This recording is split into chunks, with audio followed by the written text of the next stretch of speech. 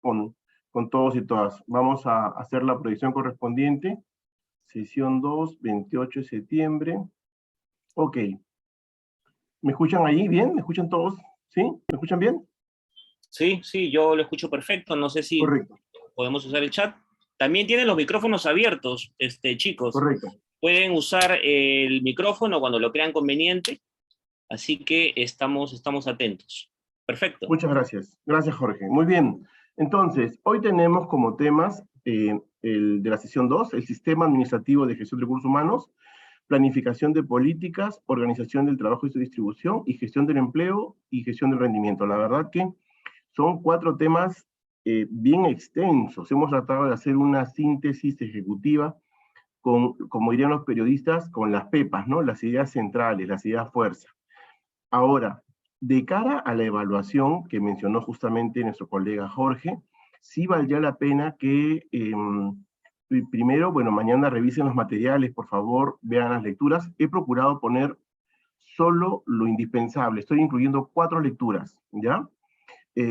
Revísenlas mañana, por favor, y para la sesión del viernes me hacen alguna consulta, podemos separar una media hora más sin ningún problema, por si algo no está quedando, y ya ustedes tendrían el fin de semana para darles una revisión completa a todo. Lo que estamos haciendo aquí es casi como que, por el tiempo, las ideas centrales, ¿no? Lo más sustantivo del tema. Por favor, si no quedara claro algo, me avisan. A ver, comenzamos rápidamente. Lo primero que hay que decir, algunos datos nos quedaron, me parece importante que los conozcan. Esto es parte de la información que se ha hecho, se ha analizado. Miren ustedes, hay algunos datos interesantes, ¿no?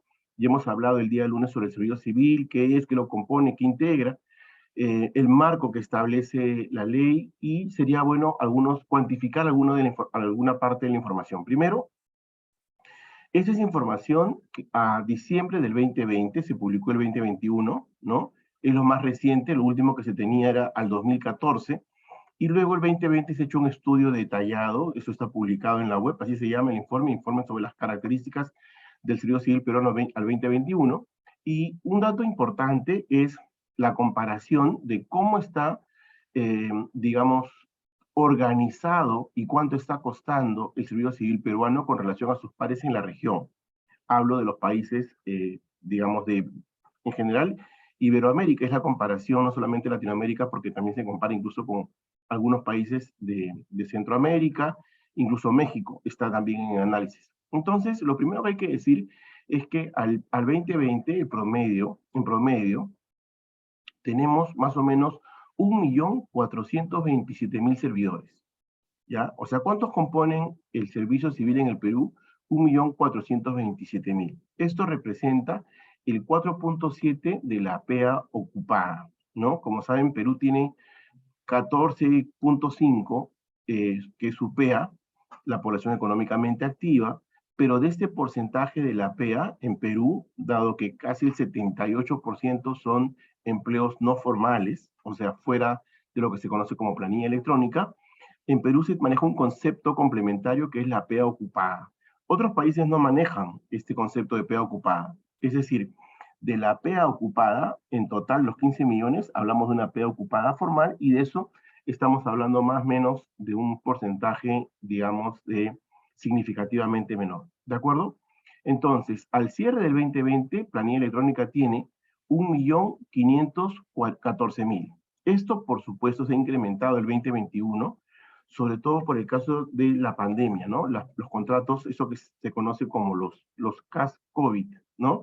Este conjunto de personas que han ingresado al Estado por un tema temporal en el marco de la pandemia, pero luego por el marco de algunas leyes podrían en algunos casos haber logrado carácter indeterminado. ¿De acuerdo? Luego, la planilla, o sea, ¿cuánto nos cuesta la planilla pública en Perú? Estamos hablando del 9.6%, que representa el 61.000 millones. Hay un dato importante a referir aquí. Desde el año 2014 a la fecha, la planilla pública se incrementa en más de 1.000 millones de soles anuales. 1.000 millones de soles anuales.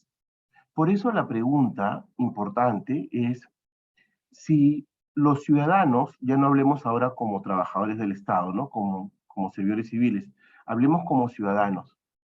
Si realmente esos 1.000 millones de soles anuales que se incrementa de manera constante y que se ha duplicado durante el tiempo de pandemia, es que realmente eso se traduce en una mejor calidad de servicios públicos. Esto es bien importante porque va a definir a qué le ponemos el foco. Si el foco es el ciudadano, entonces cualquier incremento del costo de la planilla y del número de personas tendría que estar vinculado a una percepción de mejora de la calidad de los servicios públicos. Tiene sentido, ¿no? Más personas se justifican contratar y pagar y gastar más porque tenemos una necesidad de generar mejores servicios públicos. Ahora, si el foco es en el trabajador, ¿ya? O sea, esa lógica de, pero no podemos despedir a nadie, ¿no? O sea, tenemos que protegerlos, ¿no?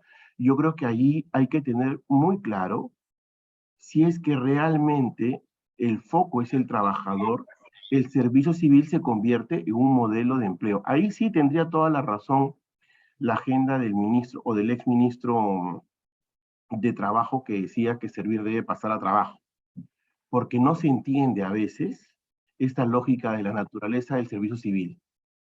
El servicio civil, si bien tiene un componente de empleo, no se agota en la relación contractual laboral entre el Estado peruano y los trabajadores, los servidores civiles. No. ¿Se acuerdan que dijimos que el profesor Longo decía este objetivo bifronte, ¿no? Bifronte, dos frentes, que significa que el foco debe ser puesto en las personas que integramos la función pública, pero principalmente vinculando esta prioridad con el objetivo final de brindar mejores servicios a la ciudadanía. Esa conexión es fundamental. ¿De acuerdo?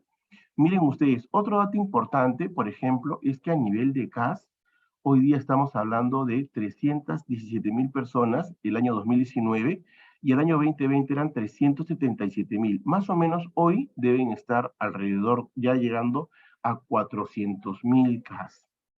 Eso también es bien importante porque ahora incluso un buen porcentaje de estos CAS, de estos contratos CAS, son de carácter indeterminado. Y otro dato importante también es el caso de el número de locadores de servicios. ¿Se acuerdan que comentamos el día de lunes que había un incremento significativo de locadores de servicio? Y estos locadores, es bueno que lo sepamos, eh, son literalmente lo que en mi época, yo también he sido locador, por supuesto, durante años, éramos locadores, es decir, eso que se llamaba servicios no personales, los SNPs, ¿no? Seguramente han oído hablar algunos de ustedes de esa relación. Y ahí no se tienen vacaciones, no se tiene vínculo laboral, no se tiene, es más, se tiene una continuidad y a veces por un tema formal se va ajustando los términos de referencia para que, entre comillas, no genere una observación de abastecimiento, que es el área que contrata. Eso no es personal, pero eso es una desnaturalización del contrato, no es parte de la precarización que se denomina. Porque si bien no es un vínculo laboral en la parte formal, en la parte real es absolutamente una relación laboral. Entonces creo que ese desorden, esa heterogeneidad en términos de derechos y obligaciones es lo que busca uno de los objetivos principales, no es el único, pero es uno de los objetivos principales, es que el Estado peruano tenga un solo régimen laboral.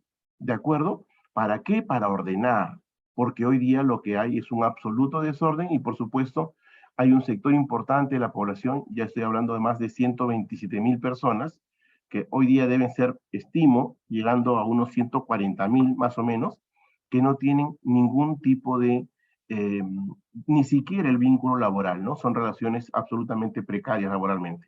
Ok.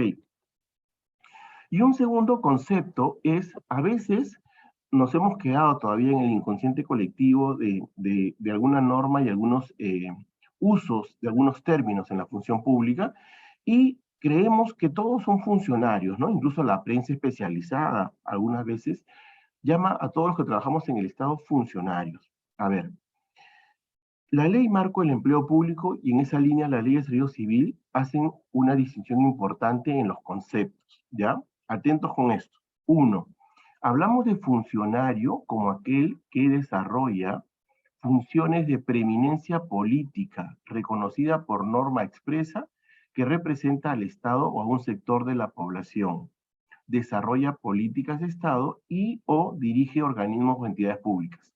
¿De quiénes estamos hablando? Hay tres tipos de funcionarios. Número uno, aquellos llamados o clasificados como de elección popular directa y universal. Estamos hablando, por ejemplo, del presidente de la República, de los congresistas, de los alcaldes, de los gobernadores. Son resultado de un proceso de elección popular directa y universal. El día domingo que viene vamos a ir todos a votar, todos y todas a votar, ¿de acuerdo? El segundo tipo es el denominado de nombramiento y remoción regulados. ¿Qué significa esto?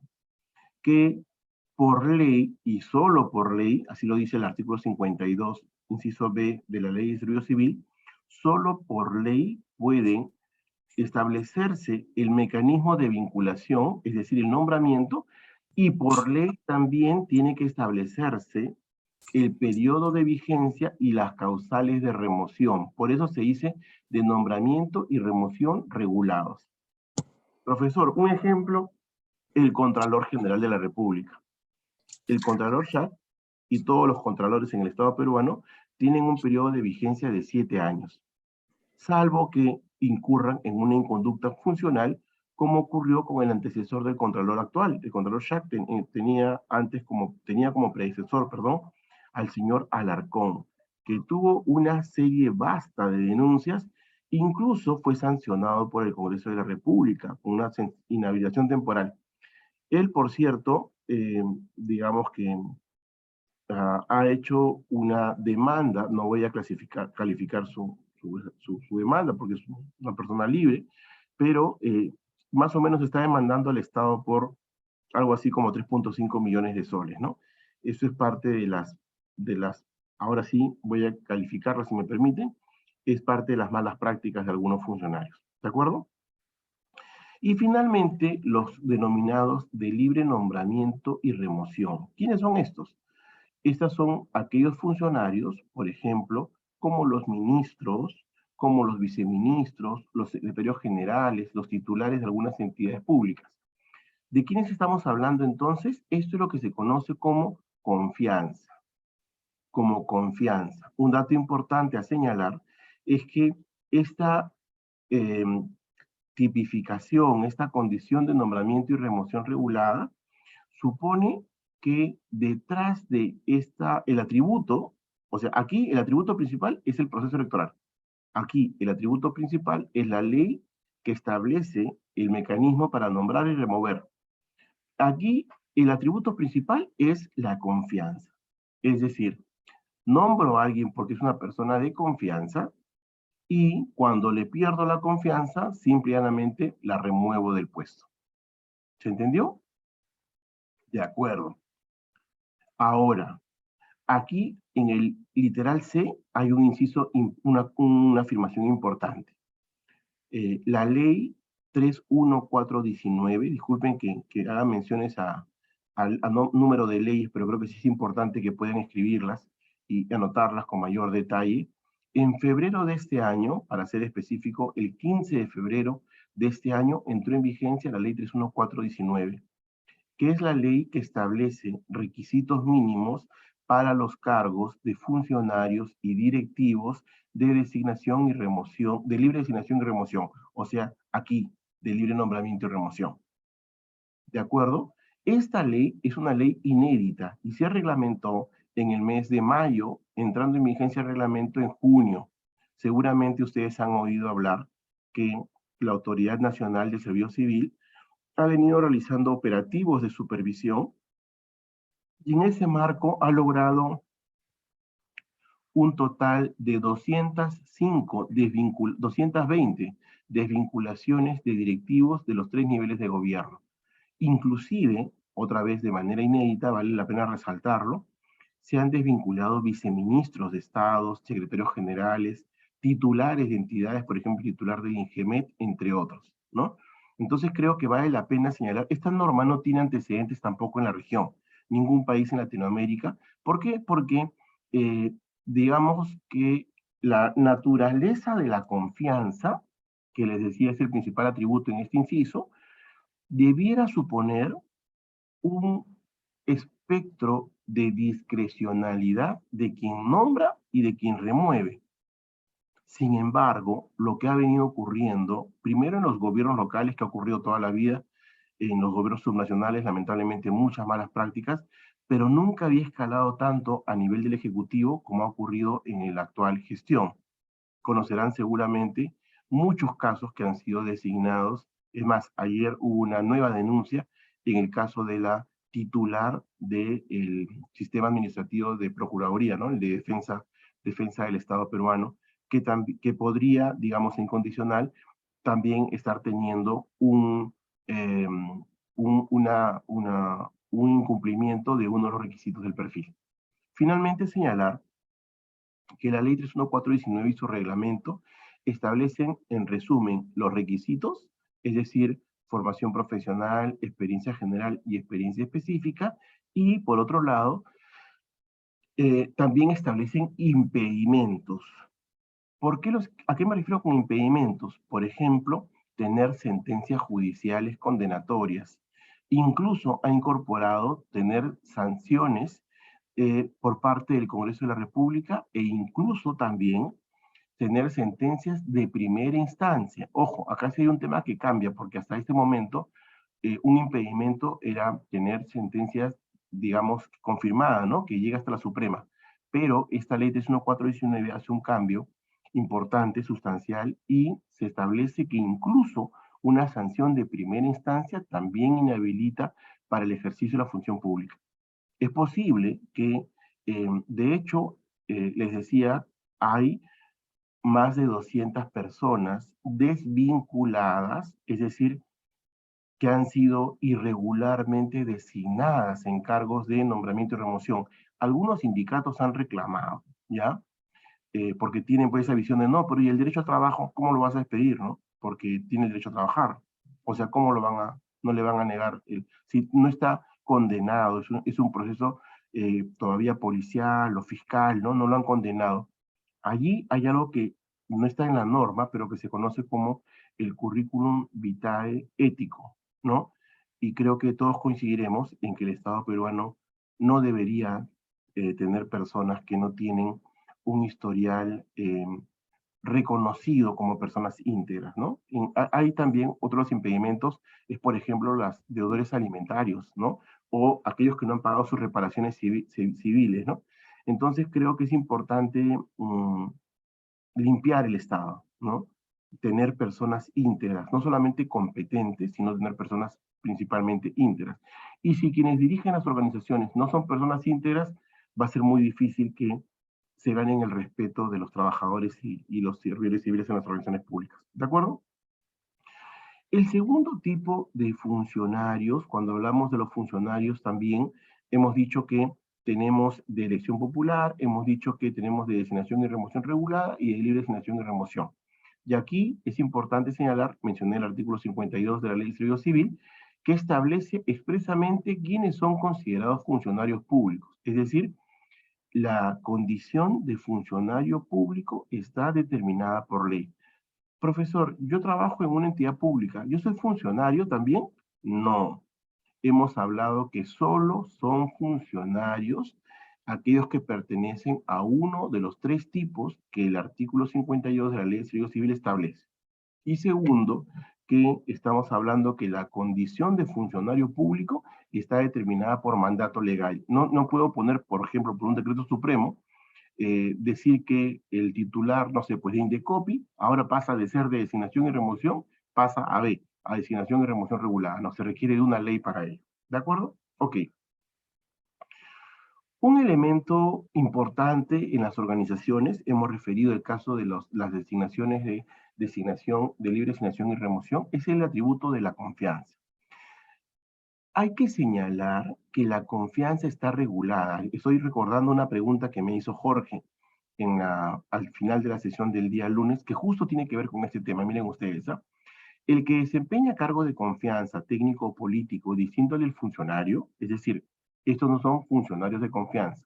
Estamos hablando de ejercicio de confianza, o sea, un cargo o puesto de confianza distinto al concepto de funcionario público, se encuentra en el entorno de quien lo designa y remueve libremente y en ningún caso será mayor al 5% de los servidores públicos existentes en cada entidad. Es decir, si una entidad, por ejemplo, tiene 100 personas, solo puede haber empleados de confianza en un total de 5 personas. ¿De acuerdo? Lo que nos muestra la evidencia, porque a mí cuando Jorge me encargó este curso me decía que había que poner mucho ejemplo y había que ir más allá de la norma, explicarles para que quede claro el concepto, ¿no? Porque a veces algunos docentes, bueno, es un tema de estilos, hacen una presentación del articulado. A nosotros nos gusta, y ese fue el encargo de Jorge, lograr hablar también de la evidencia, ¿no? Hay un informe muy importante, lo pueden ubicar en la web sin duda, o si alguno lo requiere, se los puedo alcanzar ya, digamos, por inbox, dirían, en tiempos actuales. Hay un informe de la Contraloría del año 2019 y que hizo una supervisión al cumplimiento del porcentaje de confianza en las entidades del Estado peruano de nivel subnacional. Estoy hablando de los gobiernos regionales y de los gobiernos locales en sus dos modalidades, provinciales y distritales. Y la verdad que el resultado es terrible, ¿no? Hay un alto porcentaje de entidades públicas que excede el porcentaje de confianza. Es decir, si en el ejemplo que pusimos, una entidad que tiene 100 trabajadores y que podría tener en ese sentido un máximo de 5 empleados de confianza, tienen 10, 15, 20 sin ningún problema, ¿no? Creo que es importante también señalar, considero, perdón, que es importante señalar que la ley 31419, que he referido hace un momento, esa ley que les decía es nueva y establece requisitos a los cargos de confianza, también establece el porcentaje del 5%. ¿De acuerdo? La ley del servicio civil era un poco más rigurosa, ¿ya? Porque establecía, eso se ha modificado con el marco de la ley 31419, porque la ley del servicio civil establecía lo siguiente. Decía, el 20%, ya, perdón, el 5% del total de trabajadores de una entidad pública puede ser empleado de confianza. Hasta ahí estamos iguales, ¿de acuerdo? Ok, pero añadía lo siguiente. De ese 5%,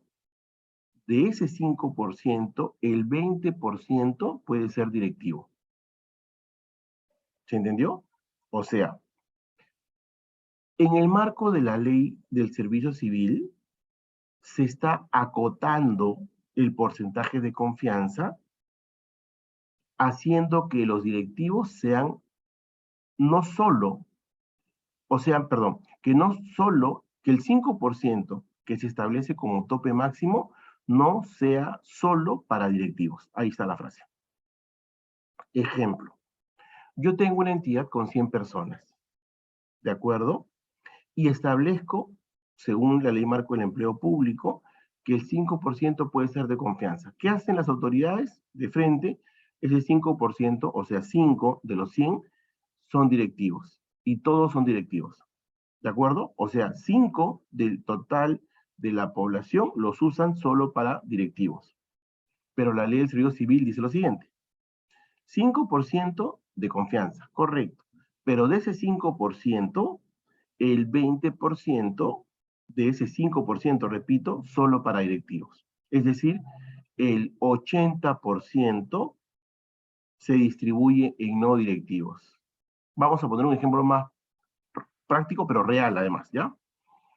En el Ministerio del Ambiente hay una población de 633 personas según el CPE, que es el cuadro de puestos de la entidad, que es el documento donde se establece la dotación y la valorización de la dotación, ¿ya? Ok, de esas 633 personas, el 5% es más o menos 33 personas. ¿De acuerdo? Es decir, tengo 33 personas para disponer en cualquier nivel del atributo de confianza. Y de esas 33, solo 7 como máximo, es decir, el 20% del 5% son directivos. ¿Se entendió? ¿Me entendieron ahora? ¿Me pueden decir por el chat si me entendieron? Sí, si me entendieron. No, si me entendieron. Una carita triste si no entendieron absolutamente nada. A ver, me ponen, los leo en el chat. ¿Se entendió mi pregunta? ¿Se entendió lo del 5%? Sí, Harold, muchísimas gracias. Junior Cairo, no. Ok, vamos de nuevo. Carmen Águila, sí. Correcto, Diana, sí. Ok, 3 de 4, sí. Ok, vamos, porque acá estamos en un ejercicio colectivo. 5 más. Ok, se ha entendido, pero vamos de nuevo, ¿ya? Para que todos la tengamos clara. Yo tengo una entidad, en este caso real, el Ministerio del Ambiente, que tiene un total de 633 personas, ¿de acuerdo? 633 posiciones. De esas 633, si yo aplico el 5%, entonces son 33 personas, ¿de acuerdo? 5%. Pero así llega la norma hasta allí, entonces lo que se ha evidenciado es que ese 5%, es decir, los 33, los usan directivos. ¿Se entendió? Todos son directivos. La ley del servicio civil lo que habilita es que dice, ok, tienes igual el 5%, pero para directivos solamente puedes usar el 20% de ese 5%. O sea, de los 33, solo 7 pueden ser directivos. Y los demás, 33 menos 7, puedes ponerlo en cualquier lugar. Eso es importante, sin duda alguna que sí. ¿Por qué? Porque, por ejemplo, ¿tiene sentido que el chofer de un ministro sea de confianza? Por supuesto que sí. Imagínense que me está llevando, soy ministro de Estado. Qué honor, ¿no? Soy ministro de Estado, me está llevando y yo tengo que hablar con el presidente y tengo que hacer una cosa, un secreto de Estado. No le voy a decir al chofer, puede parar un ratito, por favor, para bajarme, converso con el presidente y me vuelvo a subir. No, pues, o sea, para eso es el atributo de la confianza, ¿no? Imagínense su secretario, el asistente administrativo del ministro de Estado. Le puedo decir, no puede salir, por favor, porque voy a hablar con el presidente. No, por eso es que la confianza es un elemento transversal. Y lo que logra la ley es que no solo se limite al al segmento directivo. ¿De acuerdo? Ahora sí lo que se entendió. Luis Esteban, por favor, te escuchamos.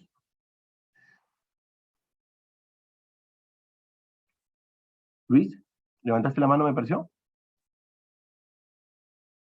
Hola, Luis.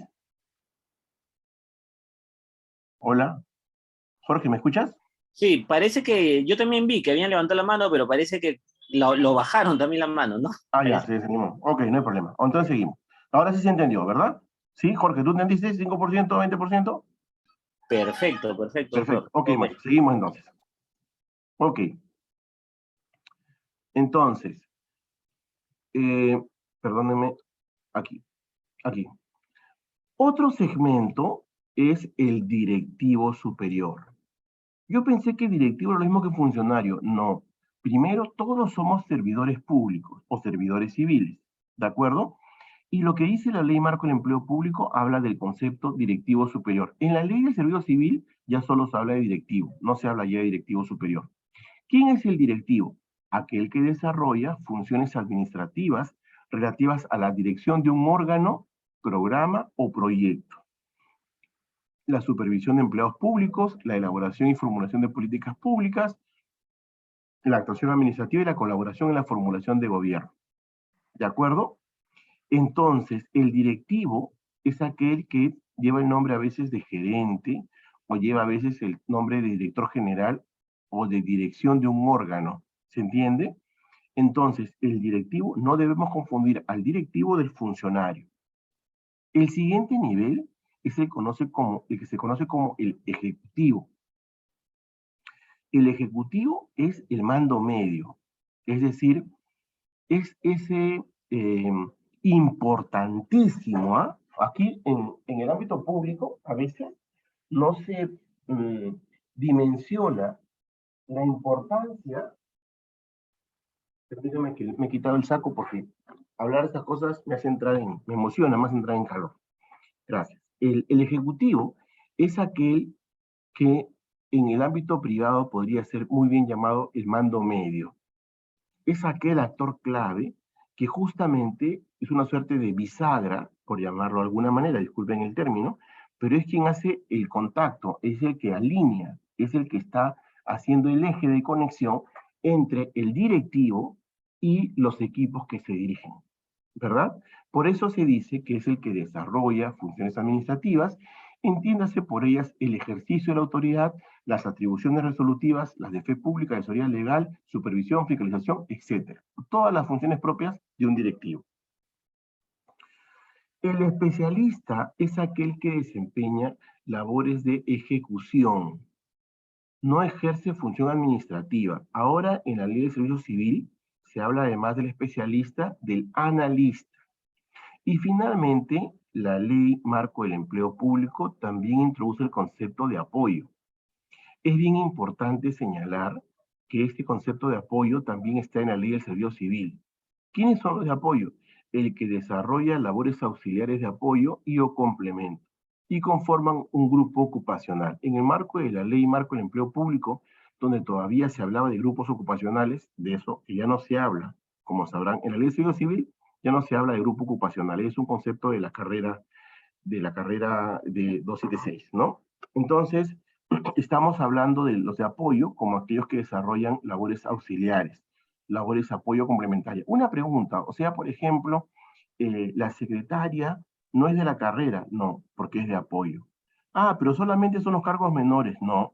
Por ejemplo, un jefe de gabinete de un ministerio también es personal de apoyo, no forma parte de la carrera. ¿Por qué?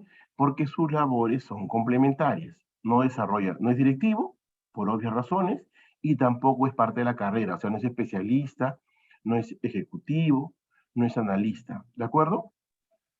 Aquí hemos puesto una lámina para, justamente me acordaba de lo que comentaba Jorge en la parte final de la sesión, el procedimiento de selección.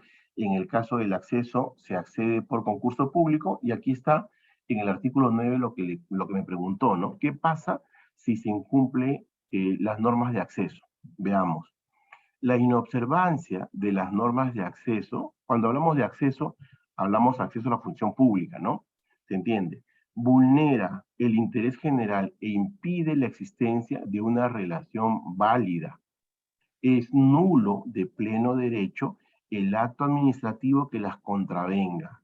O sea, lo que está diciendo es que si una persona es designada no incumpliendo el requisito establecido para ese perfil de puesto, entonces ese acto es un acto nulo, sin perjuicio de las responsabilidades administrativas, civiles o penales de quien lo promueva, ordena o permita. Eso también se ha replicado tal cual, está en la Ley Marco del Empleo Público y está también en la Ley 31419, que es la ley de perfiles que les he referido. Y finalmente, ya en la Ley de Servicio Civil, las funciones de los directivos públicos, se habla de que el directivo público, esto ya es una definición mucho más moderna, está en la Ley de Servicio Civil, a diferencia de la Ley Marco del Empleo Público, y se dice, el directivo público tiene funciones de organización, dirección o toma de decisiones sobre los recursos a su cargo. Vela por el logro de los objetivos asignados y supervisa el logro de metas de los servidores civiles bajo su responsabilidad. Creo que queda bastante claro la diferencia entre el directivo público y el funcionario público. En cualquiera de los tres tipos, en el caso de los funcionarios, recuerden, elección popular, designación y remoción regulada o libre designación y remoción, es absolutamente distinto a los roles que en una organización pública tienen los directivos públicos. Ok. Bueno, también, por supuesto, para ser directivo público se accede por concurso público de méritos, ¿no? Y también la Ley del Servicio Civil establece que pueden permanecer como directivos un máximo de 3 años, por supuesto, sujeto a evaluación, ¿no? Aquí en Servir, por ejemplo, bueno, yo soy un directivo, digamos, del régimen 30057, y he ganado un concurso, y hay una evaluación que se hace al año, no una prueba de conocimientos, ¿no? Porque eso, el conocimiento es lo que uno, digamos, manifiesta todos los días, cuando observe consultas o participe en los directorios, etcétera, o con otras entidades, sino principalmente del logro de las metas, ¿no? ¿Se ha logrado o no se han logrado las metas previstas para la gerencia del cargo? y por eso es que si uno no cumple las metas, tendría que dejar el puesto.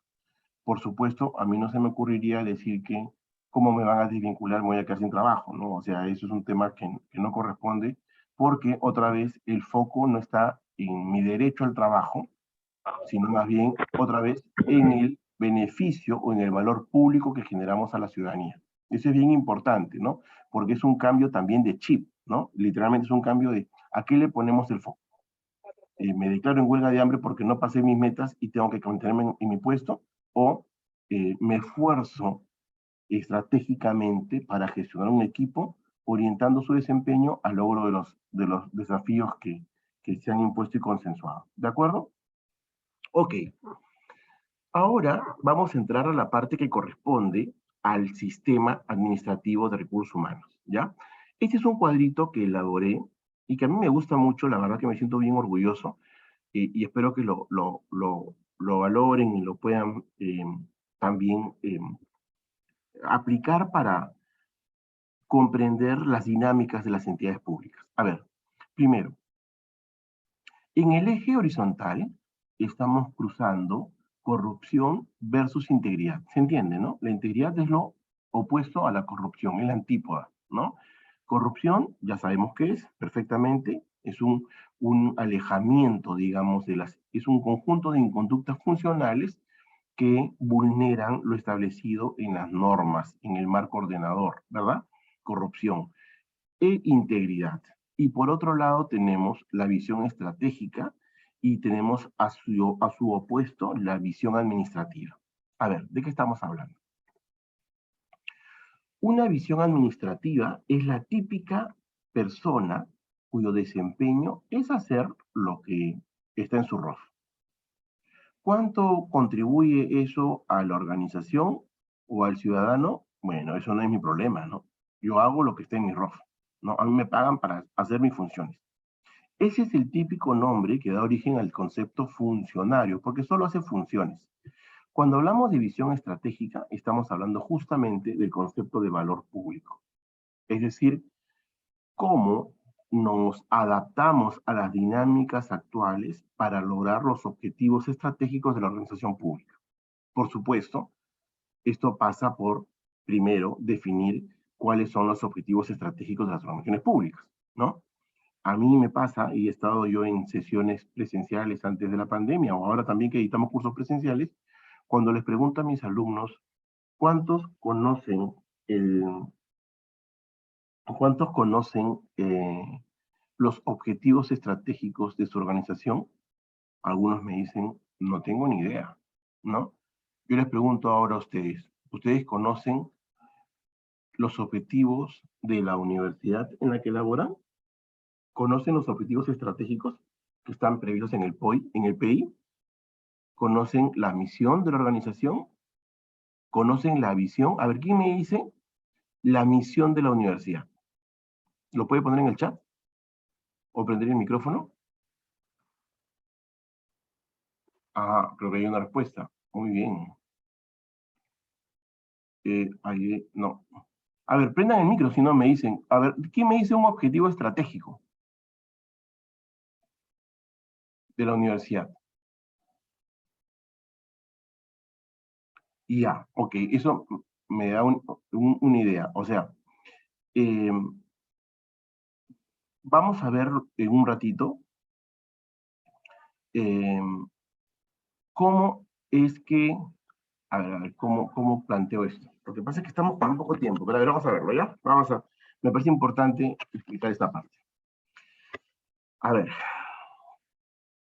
imaginemos que nuestro amigo Jorge nos dice, para cuando termine la última sesión, la próxima semana, vamos a hacer lo siguiente. Vamos a irnos a mi casa, nos invita Jorge a su casa, a hacer una parrilla, ¿no? Y nuestro amigo compañero Arturo Otárola nos dice, yo tengo un carro, un bus, ahí entramos todos, perfecto. Nos juntamos todos en la universidad para ir a la casa de Jorge, que nos ha invitado a su casa, a la parrilla. Estamos todos en el bus, Arturo nos va a llevar a todos, y entonces Arturo nos dice, ya, vámonos todos. Pero ¿alguien le preguntó la dirección a Jorge? Uy, caracoles. Le mandamos un WhatsApp a Jorge y Jorge ni nos lee, ¿no? Porque se quedó sin batería. No hay forma, Jorge está que nos espera en su casa con la parrilla, pero se olvidó de darnos la dirección. Y nosotros no sabemos. Igualito, uso ese ejemplo sencillo, agradeciéndole por supuesto la participación de Jorge y nuestro amigo Arturo, porque igual pasa con las organizaciones públicas. Si los trabajadores, si los servidores civiles, si los colaboradores, como querramos llamarlos, no conocen los objetivos estratégicos, va a ser muy difícil que puedan contribuir con su desempeño al logro de los objetivos estratégicos de la organización. Entonces, una tarea importantísima es hagan una revisión concienzuda, como recomendación, permítanmelo por supuesto, de el PI, que es el Plan Estratégico Institucional, y el PI está compuesto de misión, visión, objetivos estratégicos y valores. Valores tienen que ver con cultura organizacional. Vamos viendo entonces que la gestión de los recursos humanos tiene que ver mucho con el planeamiento estratégico. ¿Por qué? Porque el planeamiento estratégico nos define el norte. Y cuando conocemos el norte, vamos a poder orientar nuestros esfuerzos, nuestro desempeño al cumplimiento de ello. ¿Se entendió? Perfecto. Por eso es que aquí llamamos visión estratégica, que no solo tiene que ver con una mirada hacia los resultados orientados al logro de los objetivos estratégicos, sino principalmente a ser un estratega. Un directivo público es un estratega. No puede ser, no puede quedarse solo en la visión administrativa. Veamos. Cuando yo cruzo corrupción y visión administrativa, es lo que yo llamo el primer cuadrante. ¿De quiénes estamos hablando aquí? La típica lógica clientelar. Es decir, aquí lo que hacemos, lo hacemos para beneficio del grupo al que pertenezco o mi propio beneficio. Uso la organización pública para dar trabajo a mis amigos, para favorecer a mis colegas, con coimas, ¿no? Cobramos por el, no sé, pues por el darle un servicio, contratar un servicio de limpieza pública, de limpieza de la universidad y de logística o de impresión de los exámenes, todo lo hacemos con una coima. Qué horrible, ¿no? Esa es la negación de la función pública. Y sin embargo, una conducta normalizada, ¿no? Sin embargo, una conducta normalizada.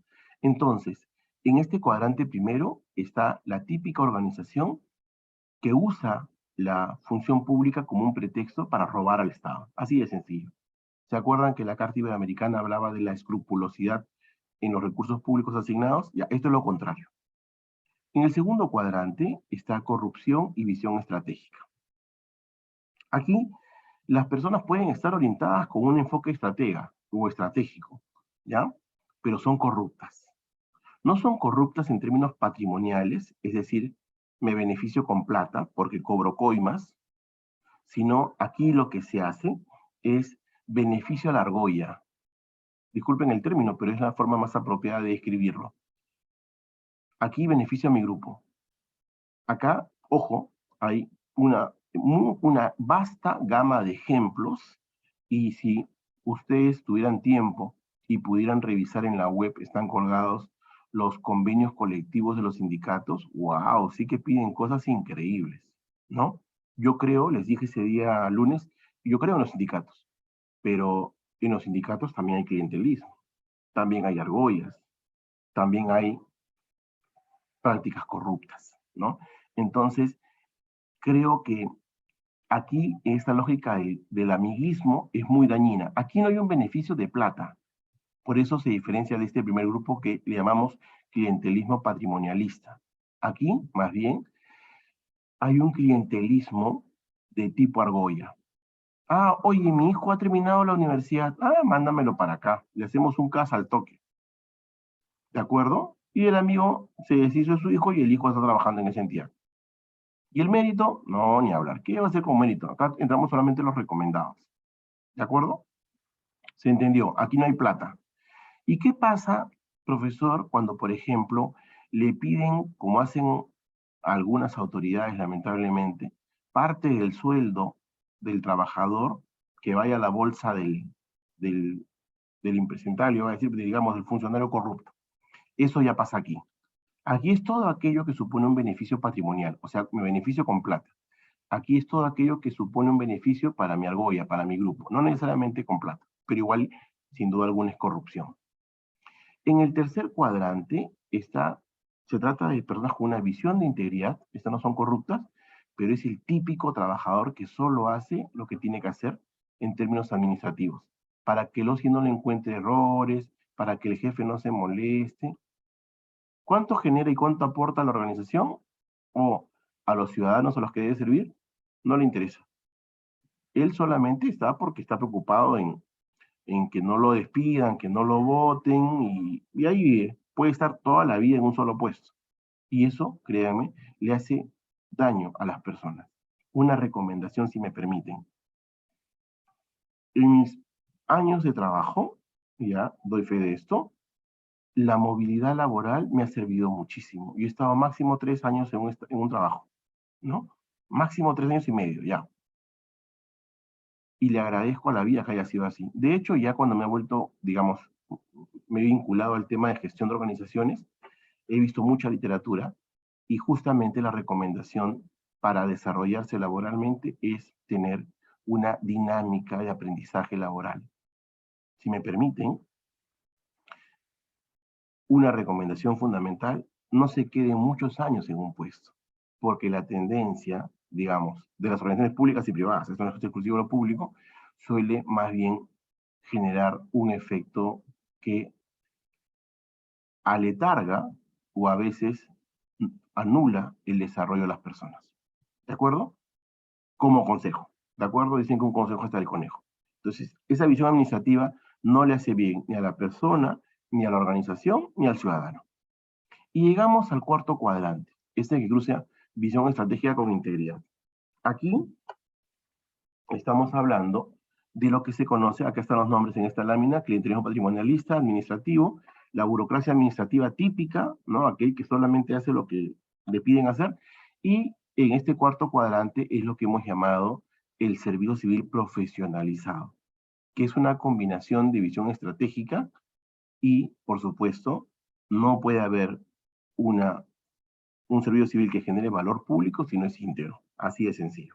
¿De acuerdo? Ok. ¿Por qué les cuento todo esto? Esta parte de aquí. Porque esto que se los he explicado rápidamente nos permite comprender una suerte de tipología de las organizaciones públicas. ¿Así, profesor? ¿A qué se refiere? Que detrás de cada uno de estos cuadrantes está el enfoque de las personas que las dirigen. Cuando las personas que las dirigen son corruptas, abiertamente van a ir a robar. Cuando las personas que las dirigen son argolleras, por favor, su micro, ¿me ayudan? Muchas gracias. ¿Sí? Gracias. Cuando las personas que las dirigen están allí para aprovecharse solamente y favorecer a los suyos o del grupo, ¿se acuerdan los hermanitos lindos? Bueno, esos están acá, ¿no? Los hermanitos lindos están acá. Esta es una argolla, por ejemplo, cuando pasa mucho esto en el tema de capacitación, por ejemplo, ¿no? Una entidad pública donde uno pide el PDP, ¿no? Para eso sirve el PDP, por si no se han enterado, vale la pena tenerlo muy claro. El PDP transparenta el gasto público en capacitación. Entonces, cuando uno pide el PDP y resulta que de cada 10 soles, 4 o 5 se van solamente a un órgano, y que ese órgano está dirigido por el amigo del titular, eso es una típica práctica de clientelismo administrativo. ¿De acuerdo? Porque los otros 5 soles va para todos. Entonces, esa concentración de los recursos, yo creo que es importante promover también la vigilancia social de las organizaciones a través de la transparencia y de la participación de los trabajadores, ¿no? Entonces, creo que ahí esta mirada repito, se origina porque quienes dirigen tienen ese enfoque. Cuando, y he conocido personas, por supuesto, íntegras y absolutamente competentes, tienen este enfoque. Y también he conocido los otros, me acuerdo de un jefe que conocí hace unos años en una entidad pública que me decía, no, aquí lo que hay que hacer es flotar como el corcho, porque de esa manera nadie nos vota, ni se dan cuenta que estamos acá. Dios mío, ese día renuncié, ¿no? Burocracia administrativa. Depende también qué cosa quieren las personas, ¿no? Hay personas que pueden estar en un puesto sin mayor movilidad y en unas condiciones que no les hace felices, pero deciden quedarse ahí. Hay también distintas motivaciones, digamos, ¿no? Entonces, cada uno de estos cuadrantes va a estar, digamos, determinado es una palabra buena, pero podríamos decir significativamente influido, ¿ya? Entonces, ahora veamos esto. Cuando yo tengo un enfoque del primer cuadrante, nada de esto va a ser útil. Cuando tengo un enfoque del segundo cuadrante, nada de esto va a ser útil. Cuando mi enfoque es del tercer cuadrante, tampoco me va a servir. ¿Cuándo me va a servir y cuándo vamos a hablar de una gestión estratégica de los recursos humanos? En el cuarto cuadrante. Cuando hay integridad y hay una visión estratégica. ¿A qué me refiero? Se los explico. Primero, lo más importante, la estrategia. ¿A qué nos referimos? Recuerden que les dije, el PI, por supuesto un PI bien armado, ¿no? Sí, todos sabemos de qué hablamos cuando hablamos de PI, ¿no? Del Plan Estratégico Institucional. ¿De acuerdo? Hay organizaciones donde el PI, la elaboración del PI, o lo hacen los directivos, con lo cual pierden, porque los que mejor conocen el negocio de una organización público-privada son los trabajadores. Importantísimo que el planeamiento involucre no sea de arriba hacia abajo, sino sea de abajo hacia arriba, ¿no? Entonces, la estrategia es fundamental porque marca el norte, marca hacia dónde queremos ir. Por eso hablamos de los objetivos estratégicos. Por eso es importante conocerlos. Pero no solamente conocerlos, hay que apropiarse de ellos, hay que hacerlos nuestros, hay que pensar, ya, bueno, no me gusta ponerme como ejemplo, pero yo les digo a mi equipo, hay que hacer que los objetivos estratégicos sean parte de nuestro día a día, ¿no? Hay que respirar eso, porque uno tiene que ser apasionado con lo que hace, ¿no? Entonces, la estrategia es algo que es dinámica, no es una estrategia escrita en piedra. Puede estar en el PI, pero ahí está, la gestión nos permite dinamizar, ¿no? Esa estrategia. La estrategia se define a partir de dos elementos fundamentales, o, mejor dicho, considerando el contexto interno. Ese es un modelo de Cernavoz, que lo pone en uno de esos materiales que ustedes van a leer, de Francisco Longo, a quien ya hemos citado en la sesión de lunes, ¿no? El contexto interno, es decir, la estructura de las organizaciones. Esto tiene que ver con, por ejemplo, organizaciones que tienen una adecuada organización y distribución del trabajo, donde los órganos tienen sus competencias claramente definidas, donde hay una dotación que corresponde en la parte cuantitativa, dijimos eso, ¿se acuerdan? Y cualitativa a las necesidades de la organización. ¿Se acuerdan el ejemplo que pusimos del fútbol, no? No puedo jugar fútbol con menos de 11 jugadores, no se puede, ¿no? O si lo voy a hacer subdotado, ¿de acuerdo? A eso me refiero con el contexto interno. Por supuesto, la cultura. Y aquí aparece otra vez el cuarto cuadrante. Si la cultura de quienes dirigen la organización está basada en la estrategia y en la integridad, por supuesto, eso se contagia, con transparencia se contagia. El contexto interno. El entorno, fundamental. Ahora se habla, seguramente han oído del término buca, ¿no? ¿Han oído del término buca? A ver, los escucho, los leo. Término buca. ¿Alguien sabe qué es buca? Buca, V-U-C-A. ¿Alguien ha escuchado? A la una, a las dos, a las tres. Ok. BUCA. BUCA es el acrónimo de lo que se conoce el contexto como altamente volátil, ¿no? Tiene alta dosis de incertidumbre, es muy cambiante. Por ejemplo, miren ustedes, hasta antes del 15 de marzo del 2020, todos íbamos diariamente a nuestro centro de trabajo. Tomábamos nuestra combi, o manejábamos nuestro auto, o tomábamos nuestro taxi, y llegábamos a nuestro trabajo, marcábamos tarjeta, y nos íbamos, todo lo hacíamos por papeles, firmábamos papeles, y así día tras día. De pronto llegó la pandemia y conocimos el trabajo remoto, ¿no? Ahora, como saben, se ha aprobado recientemente la ley del teletrabajo, ¿no? Y a partir del mes de febrero tendría ya que tenerse un reglamento que nos permite implementar el teletrabajo. Pero miren cómo de un día para otro nos fuimos a nuestras casas todos y todas, ¿no? Entonces hubo que adecuarse a los entornos. ¿Cómo no vamos a conocer que es un entorno volátil y altamente cambiante, un entorno VUCA? Por supuesto que hemos enfrentado y lo hemos conocido en nuestras propias vidas, ¿no? Entonces, de pronto nuestras hijas y nuestros hijos también se quedaban en la casa y teníamos que compartir la mesa porque no teníamos un espacio, digamos, asumiendo que nos íbamos a trabajar al trabajo, ¿no? Nunca hemos pensado en trabajar acá en la casa. Miren cómo tuvimos que adecuarnos y sobre todo adaptarnos. Igual pasa con las organizaciones, ¿no? En muchos casos las organizaciones tuvieron que tener sus sistemas electrónicos, ¿no? Ya no dejar los papeles, cero papel decíamos, ¿no? Las mesas de partes virtuales. De pronto, al ciudadano empezamos a hablarle de un derecho a la atención virtual. Imagínense ustedes qué bonito eso, ¿no? Es decir, que ya no salgas de tu casa para hacer un trámite, sino más bien de qué manera la automatización de procesos podía ser una atención desde tu propio hogar mandando un correo electrónico. ¿Qué les parece? A eso me refiero con los entornos altamente cambiantes. La pregunta es, en la estrategia que ustedes definen, ¿incorporan los contextos internos y externos? Fundamental. Esos tres ejes es lo que se conoce como la gestión de recursos humanos. ¿Por qué?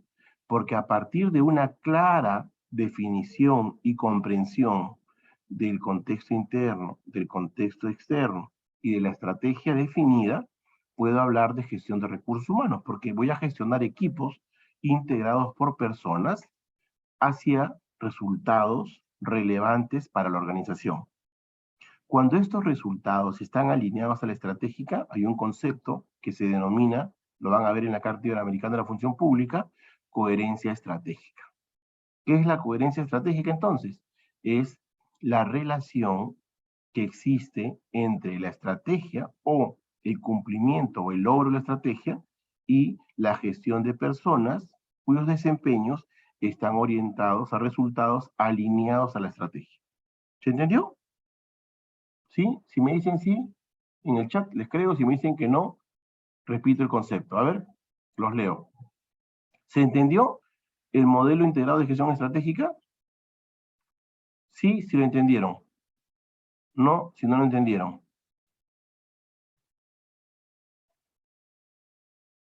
A ver, los leo. Repetir, por favor. Correcto. Puede repetir, pero por supuesto que sí. Correcto. Hay quienes han entendido. Miren qué importante, ¿no? Es perfecto. Harold, muchas gracias. Ese es el feedback, ¿no? El feedback es muy importante. El feedback o la llamada retroalimentación. Es muy importante porque igual en el trabajo también hay que hacer mucho feedback, ¿no? Es cuando uno llega a una reunión y logra los acuerdos de la reunión, asegúrense de que el equipo ha entendido lo que ustedes quieren que haya entendido. Porque a veces no se entienden las cosas tal como uno quisiera, ¿no? Y ahí perdemos todos, ¿no? A ver, cuando hablamos de gestión estratégica de los recursos humanos, ¿ya? Estamos hablando de que es posible, es viable la gestión de recursos humanos cuando existen ciertas conexiones, ¿ya? Lo primero es una clara comprensión del contexto interno y del contexto externo. ¿De qué habla profesor cuando habla del contexto interno? Me estoy refiriendo a la estructura de la organización. Por ejemplo, si tiene una organización de tipo sobredotada o subdotada. A veces queremos hacer muchas cosas, pero necesitamos 15 personas en el equipo y solamente somos 4. La verdad que podemos ser muy trabajadores y muy creativos y muy estrategas, pero tampoco, como diría el filósofo, tampoco, ¿no? Cultura. La cultura, por ejemplo, está orientada. Imagínense ustedes que los trabajadores según la organización no quieran saber nada de cambios, están felices con lo que están haciendo en el puesto en que están, ya llevan 30 años ahí y están felices. Va a ser muy difícil que ustedes les puedan decir, miren, vamos a hacer grandes cambios, vamos a lograr a generar valor público. No, otra vez, ¿cuándo se va este señor? Cuando lo cambien, ya lo van a cambiar, ¿no? Así son, yo he escuchado eso en organizaciones, ¿no? ¿Para qué me voy a complicar? Ahorita se va, ahorita lo cambian y ya todo sigue igual. Cuidado con eso, la cultura es muy importante. Debe procurar mantenerse una cultura dinámica, abierta al cambio, con capacidad de adaptación, ¿no? Orientada a resultados. Si eso no hay, digamos que pueden ser vanos los esfuerzos. Contexto interno creo que queda claro. ¿De acuerdo? El entorno.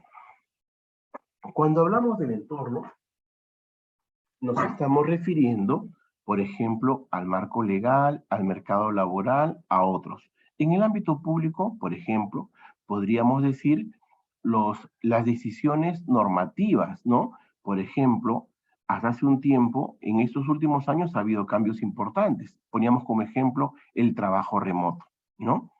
¿El trabajo remoto nos cambió la vida a todos? Pero por supuesto, ¿esa es una decisión de la entidad? No, es una decisión del entorno, fuera. Fue un decreto legislativo, ¿se acuerdan? El 1050 que nos dice, 1055, perdón, vamos todos al trabajo remoto, ¿verdad? Y nos fuimos todos al trabajo remoto.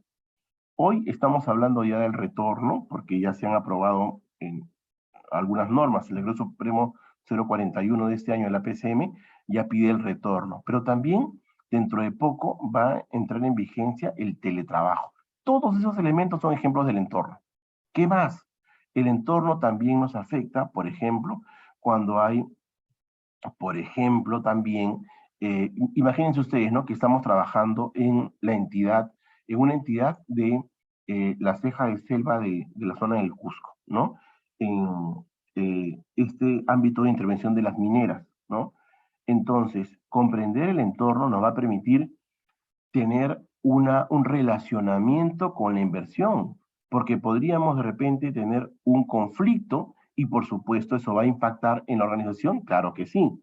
Entonces, ¿cómo gestionar el entorno? A eso me refiero, cómo nos adaptamos, cómo lo conducimos, cómo no somos unas víctimas de lo que pasa afuera y decir, pero ¿qué vamos a hacer? Así pasó. No, cómo lo comprendemos y cómo lo administramos.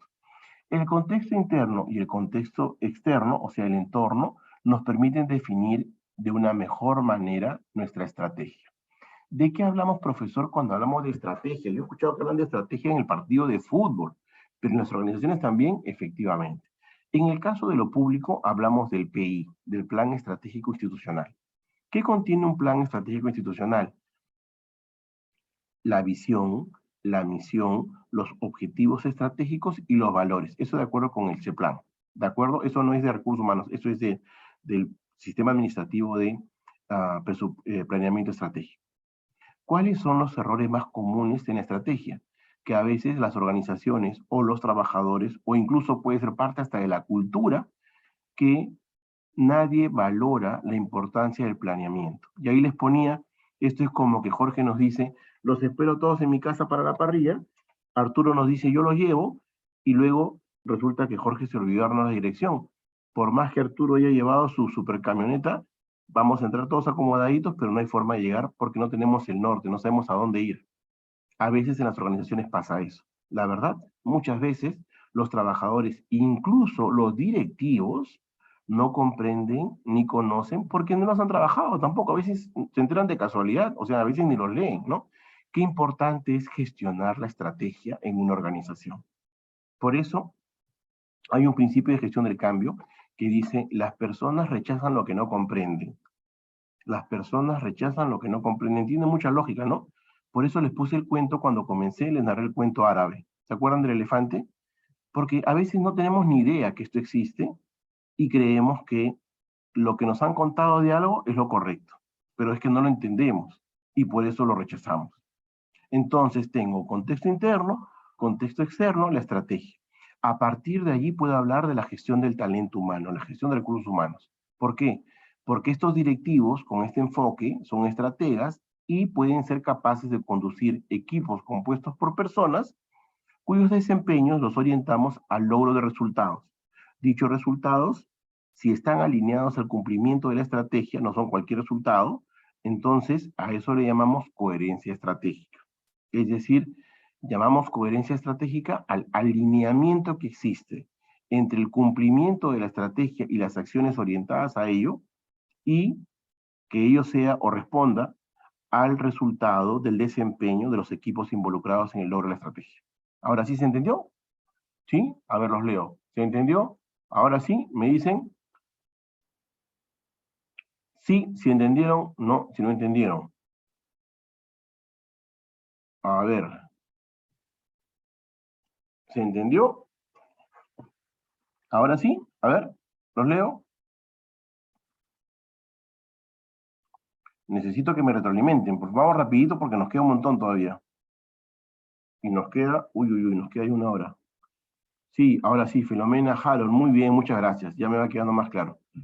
Recuerden siempre, esto es importante también en las sesiones de no presenciales, es importante que ustedes escriban, porque a veces estamos en clase, pero estamos también cocinando, estamos planchando, estamos lavando, porque hay cosas que hacer en la casa, por cierto, ¿no? No es que quisiéramos, pero nos perdemos la sesión, ¿no? Yo igual creo que Jorge, con la plataforma que tiene la organización, nos ayuda también el domingo o el sábado, quieren ver un ratito, se ponen a hacer la clase y nuevamente la escuchan para que todo quede muy claro. Muchas gracias, Roger, muchas gracias, Luis, Esteban, Rojas, muchas gracias. Ok, entonces seguimos. Este es el sistema. Miren ustedes todo lo que hemos tenido que hablar para llegar recién al sistema. Ya, muchas veces se habla del sistema, pero no se explica lo otro. Y terminamos otra vez como el cuento árabe de del elefante, ¿no? Entonces, primero hay que comprender que es posible y qué condiciones se requieren para hablar de la gestión estratégica de los recursos humanos. ¿Y cuál es la forma, cuál es el instrumento para poder gestionar a los recursos humanos? Las reglas del sistema administrativo de recursos humanos. Cuando conocemos el sistema, ojo que ese sistema está en la ley del servicio civil y su reglamento, ¿de acuerdo? Esto no está en 276, no existe en los modelos tradicionales, ¿de acuerdo? Esto responde a visiones modernas de gestión del talento humano en el ámbito público. Entonces, para que yo pueda gestionar el talento de las personas, necesito conocer el sistema. Profesor, pero esto corresponde al fin de recursos humanos. ¿Yo por qué tengo que saber eso? Eso lo hacen ellos. Oh, error.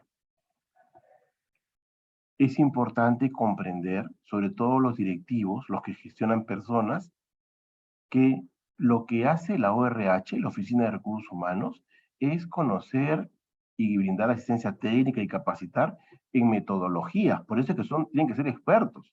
A veces tampoco lo conocen bien los de recursos humanos, por cierto, ¿no? Es importante que tengan las capacidades para ser ese aliado estratégico de la alta dirección, decíamos el lunes. Pero a ellos les corresponde eso. ¿Y quién entonces gestiona el talento? Cada directivo. Primero, les decía aquello también, que cada persona es responsable de su desempeño, pero los directivos son doblemente responsables de su desempeño y el de cada uno de los equipos. ¿De acuerdo? Entonces, ¿cómo logro yo gestionar personas? A través del sistema. El sistema, este es el gráfico del sistema, ¿ya? El sistema tiene 7 subsistemas. Vamos a ver. Planificación de las políticas de recursos humanos, primer subsistema. Todo esto acá es un subsistema. Segundo subsistema, organización del trabajo y su distribución. Ya lo hemos venido mencionando. Cuarto subsistema, tercer subsistema, gestión del empleo. ¿De acuerdo? Gestión del empleo. Y aquí hay gestión de la incorporación y gestión de la administración de personas. Cuarto, gestión de la compensación.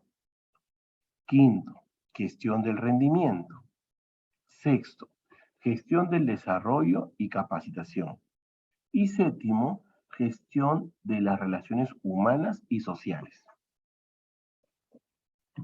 Entonces, primera idea central es que el sistema tiene 7 subsistemas: planificación de políticas de recursos humanos, organización del trabajo y su distribución, gestión del empleo, gestión de la compensación, gestión del rendimiento, gestión del desarrollo y capacitación y gestión de relaciones humanas y sociales. ¿Correcto?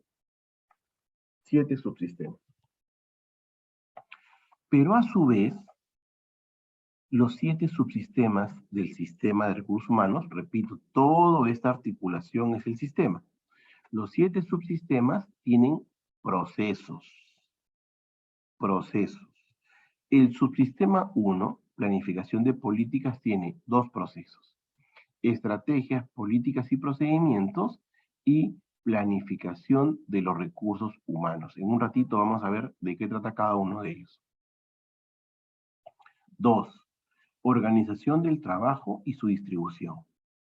Aquí hay 2 procesos, diseño de los puestos y administración de puestos. 3. Gestión del empleo tiene gestión de la incorporación, que comprende selección, vinculación, inducción y periodo de prueba. Mientras que administración de personas tiene legajos o administración de legajos, control y asistencia, desplazamiento, procedimientos disciplinarios y desvinculación.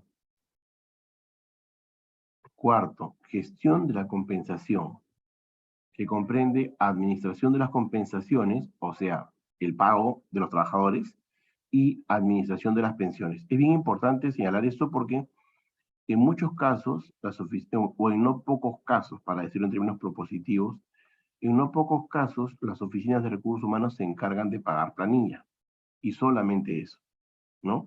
Miren ustedes lo riquísimo que se pierde porque no se valora la importancia de la gestión de los recursos humanos. Entonces, cuando reducimos el rol de la oficina de recursos humanos al pago de planillas, ya perdimos, ¿no? Perdimos. Ese es un típico tercer cuadrante, ¿no? Una mirada administrativista de la función pública. Aquí también está lo que se conoce como administración de pensiones. Algunas entidades tienen también una planilla de pensiones y esto, por supuesto, también hay que gestionarlo, pago de pensiones. Quinto, gestión del rendimiento, y acá hay un proceso que es bien importante. Evaluación del desempeño. Ah, profesor, esto es para que nos voten a todos. Ya me han dicho que cuando hay gestión de rendimiento se vota a todos. Falso. Otro mito de un discurso absolutamente, no diré desinformado, no diré malinformado, pero por lo menos desinformado. ¿De acuerdo? Gestión del rendimiento, vamos a ver también muy rapidito de qué trata el tema. Y gestión del desarrollo y capacitación, progresión en la carrera. Y finalmente el séptimo, que se conoce como gestión de relaciones humanas y sociales, y comprende relaciones laborales, individuales y colectivas, seguridad y salud en el trabajo, bienestar social, cultura y clima, y finalmente comunicación interna. O sea, profesor, hay 23 procesos, efectivamente. El sistema de recursos humanos tiene 7 subsistemas y 23 procesos. ¿Sí? Ok. Comencemos por el primero, planificación de los recursos humanos. La verdad que podríamos tener 2 clases de 3 horas cada una para hablar de cada proceso, ¿ya? Pero el ejercicio de este módulo nos lleva a poner lo más importante como para que ustedes tengan una comprensión o una primera aproximación al proceso y al concepto. ¿De acuerdo? Vamos a ver planificación de políticas. Esto es aquí, ¿se acuerdan? Estrategias, políticas y procedimientos. Planificación de políticas con 2 procesos. Ok. Planificación de políticas. ¿A qué se refiere esto? Se refiere a la organización de la gestión interna. Ajá. ¿Cómo es eso, profesor? ¿A qué se refiere? Por ejemplo, tengo que tener una estrategia, una política y procedimientos. Por ejemplo, ¿qué, profesor? No lo entiendo todavía. Por ejemplo, un instrumento muy conocido de este proceso está referido a las normas para el disciplinario. Esas políticas de disciplinario van definidas en este marco de la estrategia. ¿Qué más, profesor?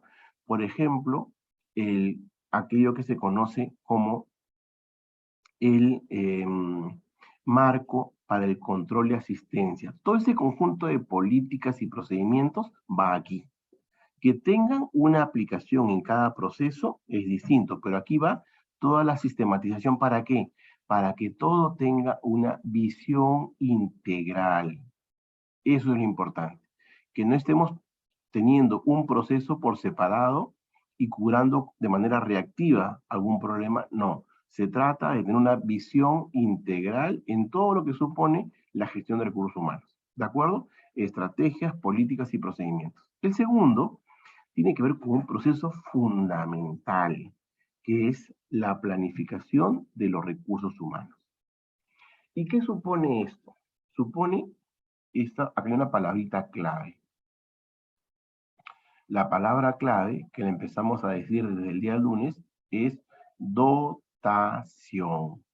Habíamos dicho que dotación tiene dos dimensiones. Una dimensión cuantitativa y una dimensión cualitativa. Cuando hablamos de planificación de recursos humanos, estamos hablando de la dimensión cuantitativa, es decir, la cantidad de personal que se requiere. En términos de fútbol, que es muy sencillo usarlo para efectos de explicar algunos de estos conceptos que son un poquito complejos, a veces, algunos, diríamos que comprender que el señor Reynoso, que reemplaza al señor Gareca en el comando técnico de la selección peruana de fútbol, tiene muy claro que necesita de 11 titulares en el campo. ¿Se imaginan ustedes que Gareca, el partido, bueno, ayer ya no Gareca, ¿no? Reynoso vaya a enfrentar el partido de ayer, que por cierto ganamos 4-1, a un equipo tan pequeñito, digamos, con todo el respeto que me merece El Salvador, pero era un equipo, por supuesto, de menor capacidad, ¿no? Ya, entramos a la cancha con 6 jugadores. Oiga, ¿qué pasó? ¿Por qué tiene 6? No, ya no tengo más gente. Ah, caramba. Imagínense ahora un supuesto distinto. Entra El Salvador y Reynoso con su equipo y pone a 18 jugadores en la cancha. ¿Pero qué pasa, señor Reynoso? No, yo tengo 18 jugadores, mi equipo es 18 jugadores. ¿Saben qué pasa? Aquí hay un primer problema de las entidades públicas. No tenemos una claridad, no tenemos una comprensión lógica del dimensionamiento de cuánto requerimos en términos de personas. Muchas veces, y esto, digamos, lo veo en distintos niveles, incluso con directivos, cuando les pregunto, ¿cuántas personas necesitas tú para tener un trabajo adecuado, ordenado y que no esté complicándole la vida a la gente? ¿Por qué? Porque los hacen trabajar más de la cuenta, ¿no? Sábado, domingo, les mandan WhatsApp, no, pues así no, el trabajador tiene que desconectarse. Y hay que promover la desconexión del trabajador, porque eso es eficiente y sobre todo es sano, ¿no? Mantiene personas sanas. Qué importante pensar en la salud, hasta emocional, de nuestros equipos. Ok, les pregunto, ¿cuántas personas se necesitan? No tengo la menor idea. Así, yo llegué y los encontré.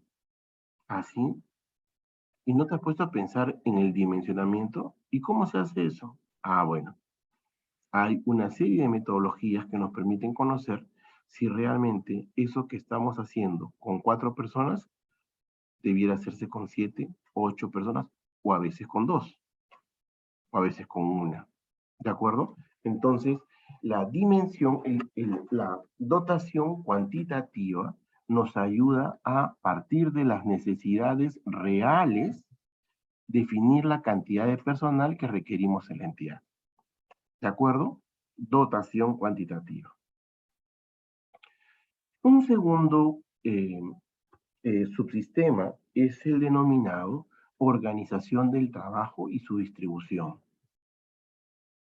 Aquí aparece una palabrita clave, fundamental, perfiles del puesto. ¿De acuerdo? Perfiles de puesto. Entonces, habíamos dicho que dotación tiene 2 dimensiones. Una dimensión cuantitativa, número de personas, y una dimensión cualitativa. Volvamos nuevamente al fútbol.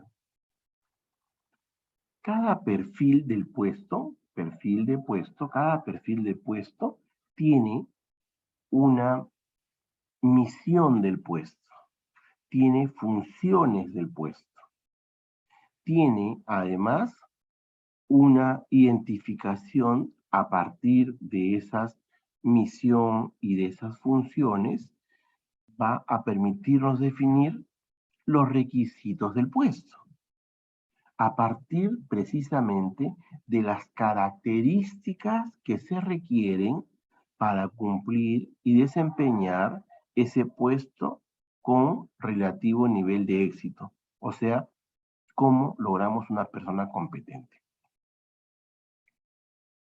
Entonces, volviendo, les decía nuevamente al fútbol, creo que todos coincidiremos en que las características que se requieren para el puesto de arquero son distintas a las características que se requieren para el puesto de defensa, para el puesto de medio campo y para el puesto de delantero.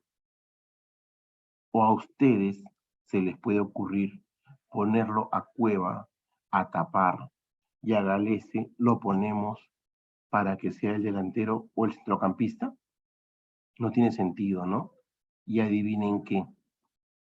En el ámbito público muchas veces no tenemos idea de los perfiles de puesto. Es más, aparece algo que yo le llamo el enfoque del sastre.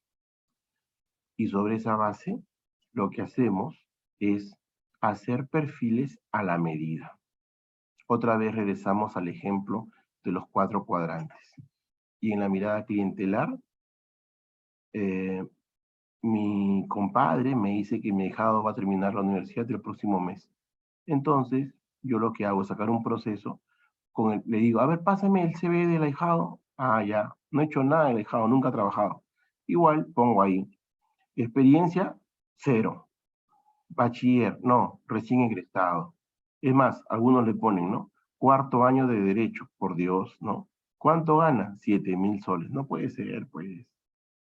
Eso es justamente lo que nos permite los perfiles de puesto.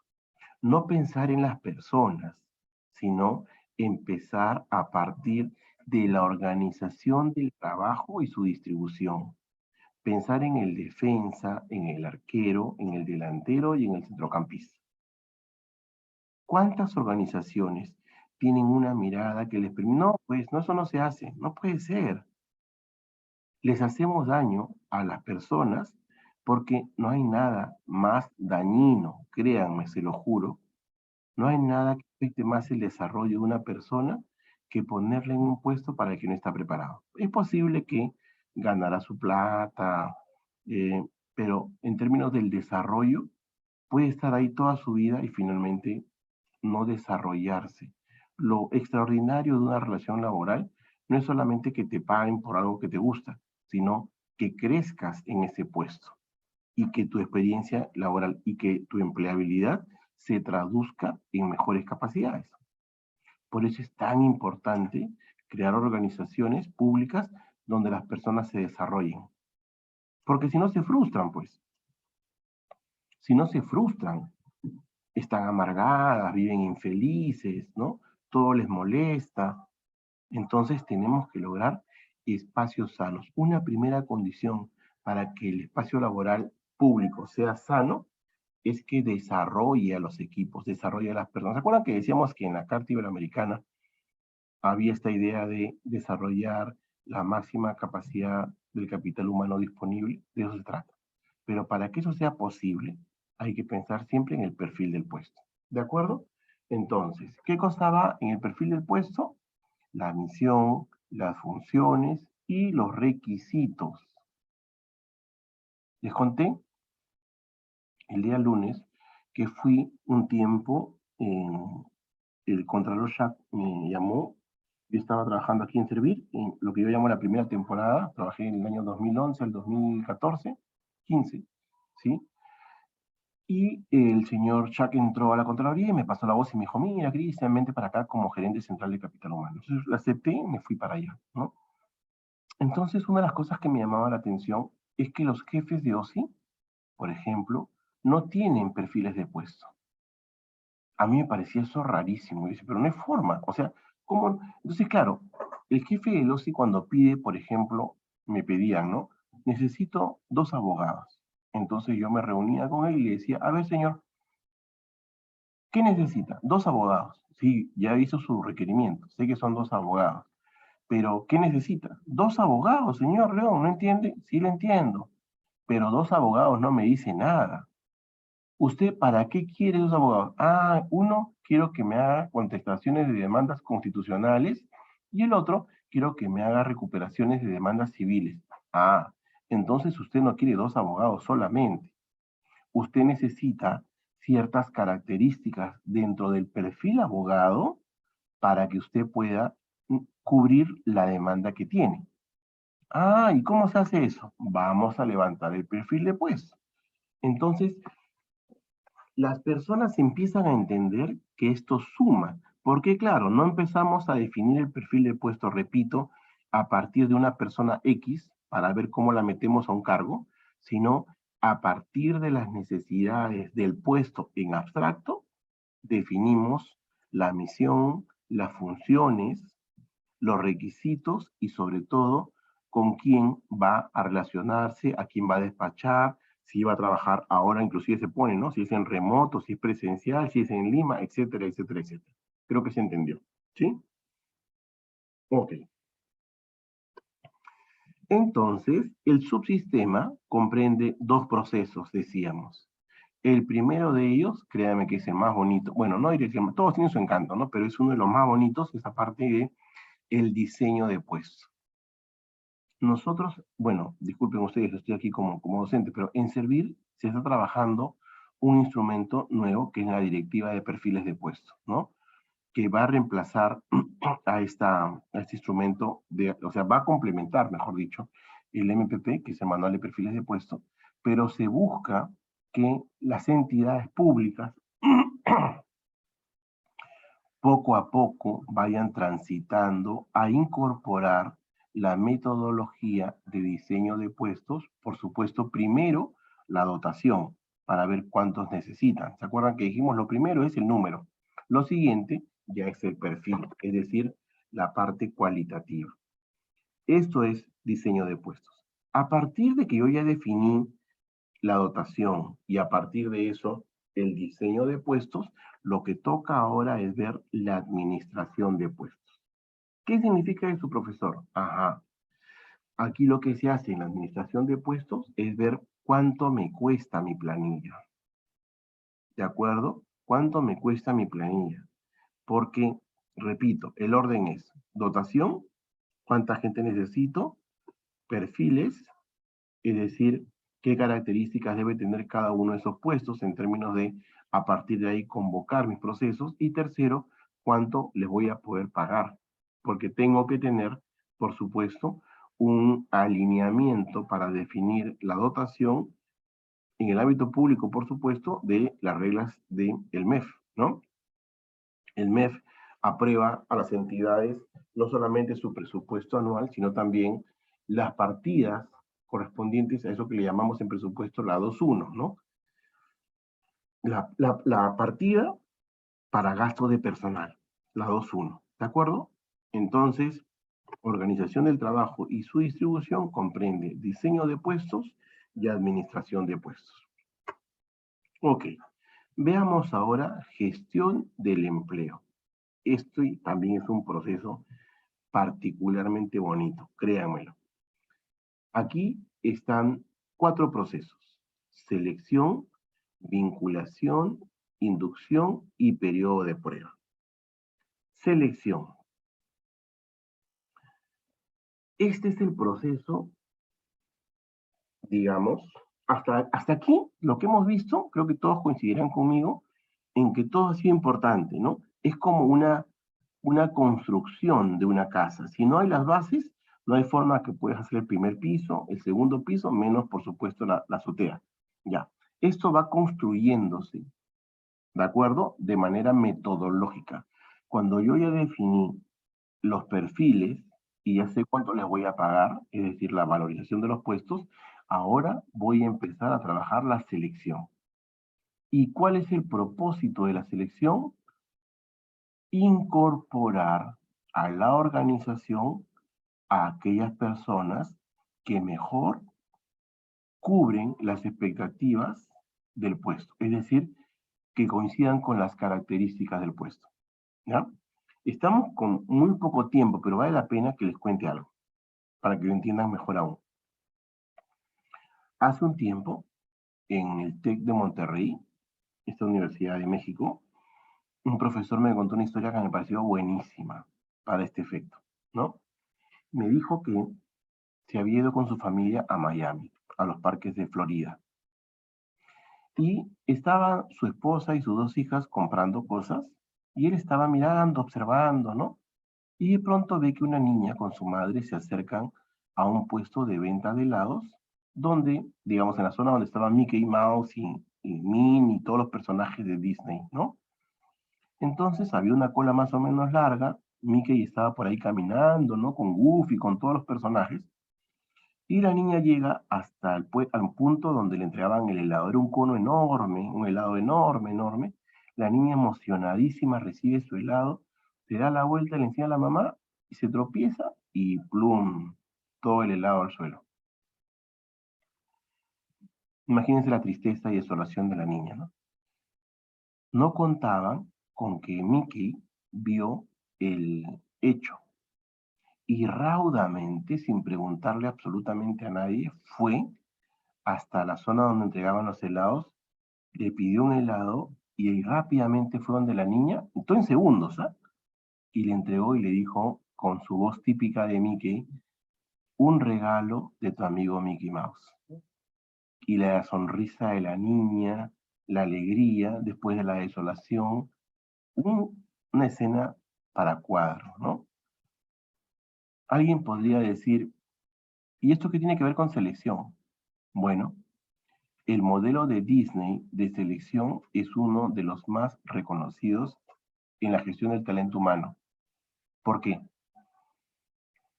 Porque se trata que quien se ponga el traje de Mickey no solamente sea alguien que haga la talla, ¿no? Que sea alguien delgado, pequeñito, no. Se trata de alguien que sueñe con el personaje. La selección de personal de Disney busca que las princesas y las reinas sean personas, sean niñas, adolescentes, bueno, no niñas, no pueden trabajar, pero sean jóvenes, ¿no? Personas que hayan soñado con el personaje. ¿Cuántos de nosotros soñamos con desempeñar el puesto que ocupamos? ¿Soñamos? Así nos hemos visto de pequeños. Cuando yo quiero ser grande, quiero ser gerente en donde estoy. Quiero ser analista, quiero ser... O sea, ¿cómo nos metemos en el personaje? Para mí creo que es una buena forma de explicar la selección. Por supuesto, queda descartado el cuadrante 1, 2 y 3, porque ahí se trata no de poner al amigo del sobrino, del alcalde o de lo que fuera, sino se trata de hacer el match perfecto entre un levantamiento del perfil pensado en lo que necesita la organización para generar valor público, en el caso de los privados, de los públicos, y encontrar las características de las personas que mejor cubran esos requisitos. ¿Se entendió? A ver, si me entendieron, me ponen sí en el chat, los quiero ver. Tienen que darme feedback, ¿eh? Tienen que retroalimentarme. ¿Se entendió o no se entendió selección? Si es sí, se entendió. Muchas gracias, Romaní. Muchas gracias, Julio, Tristán, Lucero, Reati. Perfecto. Sí, Juan, perfecto. Muy bien, estamos esperando a Carmen Águila. Ya, si Carmen lo dice, ya, Juan también lo dijo, perfecto. Luis, muchas gracias. Ok. Selección. Asegurarnos que la persona que incorporemos sea alguien capaz de ponerse el personaje. Eso es, estimados. Vinculación. La vinculación es la parte más administrativa formal. ¿Es importante, sin duda alguna? Sí. ¿Por qué? Porque, por ejemplo, una resolución donde designan a la persona, se trata de la vinculación. Esto luego tiene que ir con otro proceso que vamos a ver en la siguiente etapa, que es la administración, que tiene que ver con el legajo. Pero aquí es el acto. La firma del contrato, por ejemplo, el CAS, eso es vinculación. Oigan, ustedes sabían, seguramente que sí, que hay entidades públicas antes de que el régimen CAS sea un régimen permanente, digamos, ¿no?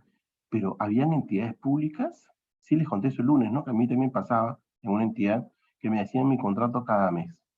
Qué cosa tan absurda, perdónenme ustedes el término, pero tanto trabajo de imprimir, reimprimir, firmar. Antes se firmaba además no en electrónico, sino era así a puño, ¿no? Yo tenía que firmar en el Ministerio Interior, me acuerdo cuando fui director de Recursos Humanos, adendas, por Dios, es imposible. 6 meses a todos. No, pero no se puede. Quería un año, yo quería un año. No, no se puede, un año, no sé qué, que van a cambiar. No. Ok, ya, 6 meses. No, no se puede, no fastidien, 6 meses. ¿Cuánto? No creo que sea la solución, ¿ah? Ya empiezo por ahí. Pero por lo menos, pensando en el trabajador, cuando va al banco y le dice al banco, a la financiera, mira, acá están mis contratos, por año tengo 2 contratos, perfecto.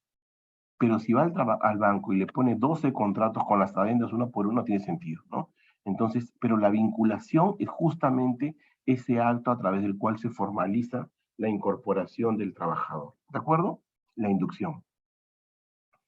La inducción es un proceso extraordinario, lamentablemente muy venido a menos, muy poco comprendido, pero es ese espacio, ese momento en el cual la persona que se incorpora a la organización, que ya fue seleccionada, que se formalizó su vinculación, encuentra ahora todos los aspectos y la información clave de la organización, o sea, conoce, por supuesto, lo estratégico, hay que explicarle el PEI y el POI y cuáles son las metas, por supuesto hay que tenerlos, porque si no, luego les preguntamos, ¿y conocen los objetivos? No tienen ni idea, entonces la inducción es ese momento.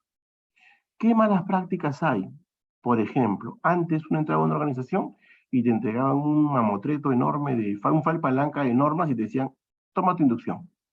No, pues, otra vez el cuento del elefante. Nos han engañado que esto es inducción. La inducción, repito, es ese proceso fundamental donde le contamos al trabajador cómo le reducimos los costos de búsqueda de información. Le decimos todo lo que debe saber de la organización, del equipo, o sea, del órgano o de la unidad orgánica a la que se está incorporando, de las personas. Me ha pasado, y seguramente ustedes también, que a veces llega un personal nuevo y nadie lo presenta, ¿no? O sea, en la época que estábamos todos en presencial, ¿y el señor quién es? No sé, ahí llegó temprano y se sentó. No puede ser, pues, ¿no? O sea, las personas necesitamos conexiones, necesitamos generar confianza, necesitamos vincular hasta emocionalmente, ¿no? Con respeto, por supuesto, pero la inducción justamente busca eso. ¿Cómo logramos que te vincules con tu puesto? ¿Y qué información clave debes conocer? A veces, y muchas veces lamentablemente, el trabajador va descubriendo poco a poco y en meses todavía ni siquiera termina de descubrir, ¿no? El cuarto proceso aquí es el llamado periodo de prueba.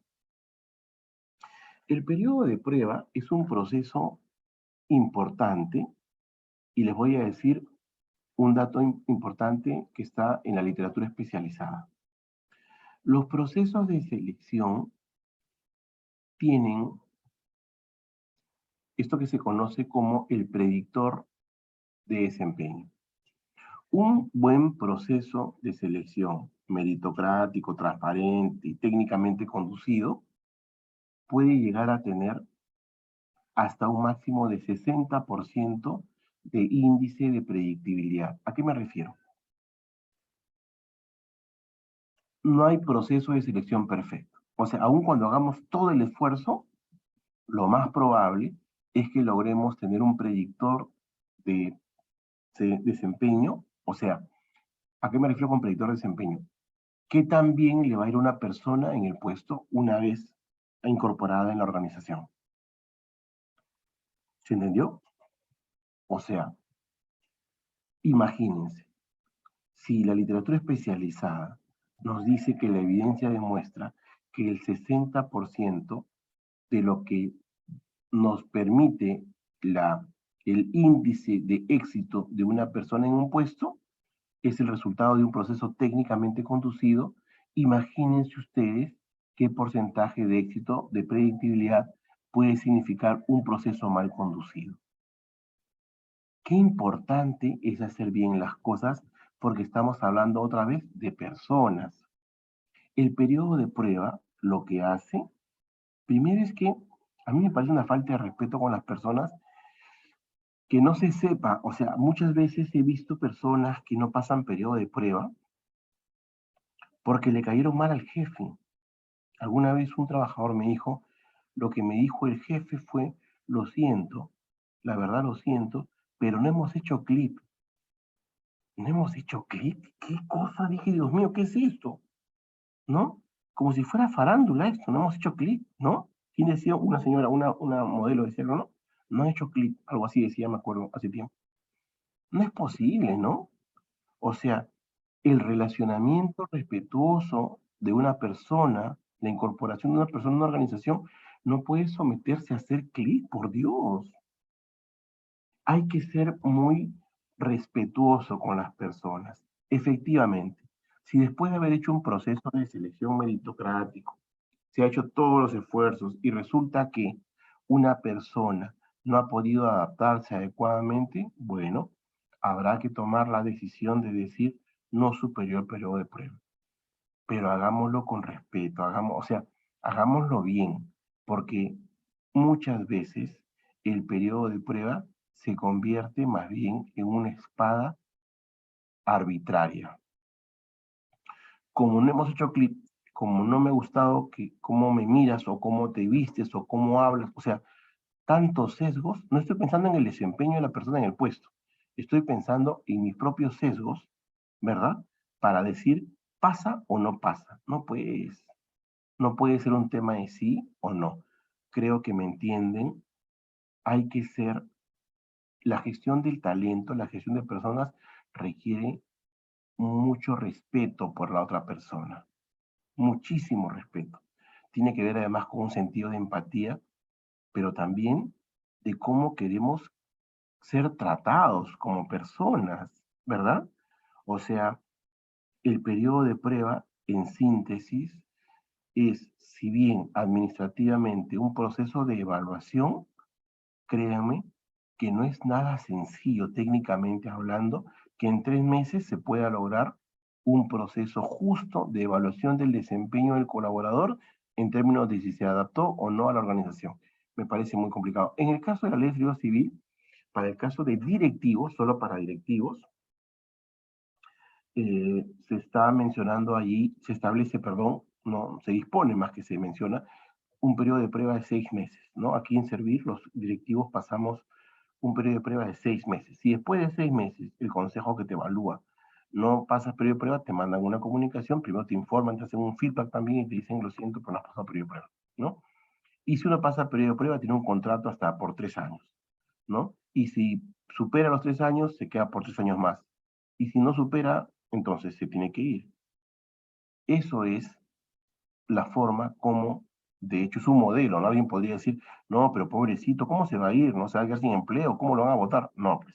O sea, por eso es que estoy partiendo del supuesto de, de un proceso de selección bien conducido, un perfil adecuadamente levantado, una inducción adecuada, apropiada, adaptada al contexto y a las circunstancias, y mucha seriedad y responsabilidad en la administración y conducción del periodo de prueba, ¿no?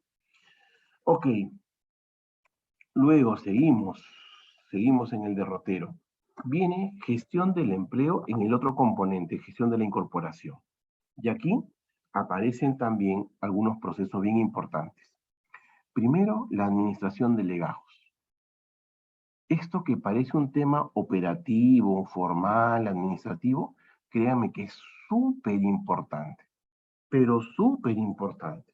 A ver, un poquito de evidencia a partir de la casuística más reciente que está en la ley 31419. Como saben, la llamada ley perfiles.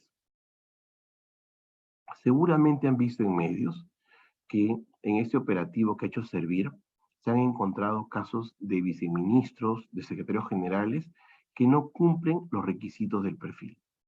Pero ¿cuál es la respuesta de las oficinas de recursos humanos o de las entidades? Ay, el legajo estaba incompleto. O sea, como no lo tengo ordenado, trato de justificar que sí cumple la persona que está siendo supervisada, pero que no tengo el documento que acredita que cumple. O sea, una informalidad y una burla al Estado. Por supuesto, lo que se ha hecho es comunicar a la entidad para que tome las medidas con copia a la Contraloría para que intervenga y haga las denuncias correspondientes. ¿Se acuerdan que decíamos que cuando se incorpora a alguien que no cumple el perfil, uno, el contrato es nulo y además genera responsabilidad en quien designa, en quien acepta y en quien participa en la tramitación? Incluso, por ejemplo, hay el caso, ya no voy a hablar de detalles, pero ustedes seguramente lo han visto en los medios de comunicación, el caso de viceministros, viceministras, para hablar con enfoque de género, que decían que habían trabajado en una entidad y ponían ahí una constancia, y claro, lo que se hizo fue información cruzada. Preguntamos a la SUNAT si esa persona había sido contratada y declarada en cuarta o quinta categoría por esa empresa en el periodo indicado. ¿Qué creen? Ningún vínculo, ninguna vinculación, ningún tipo de pago ni nada. Cuando se dijo eso, la señora o el señor dijo, no, pero resulta que me pagaban a la mano, yo no giraba recibos. O sea, imagínense ustedes el nivel de informalidad, de, de, de malas prácticas que hay. Claro, alguien podría decir, pero pobre viceministra o pobre viceministro, ¿cómo se le va a dejar sin empleo? También tiene el derecho, porque si no, solamente los mismos de siempre van a ser viceministros. Sí, alguien lo dice, efectivamente, pero creo que ser viceministro o ser funcionario en general debiera llenarnos de, o sea, para quien tiene una vocación de servicio por el país, debiera ser un honor, ¿no? No debiera ser un regalo que no merecemos. Pero bueno, creo que es bien importante comentarles esto, porque muchas veces el trabajo de las personas que se encargan de la gestión de los legajos no es valorado. Y créanme que es muy, pero muy importante. En esos tiempos, además, ahora se habla de legajos automatizados.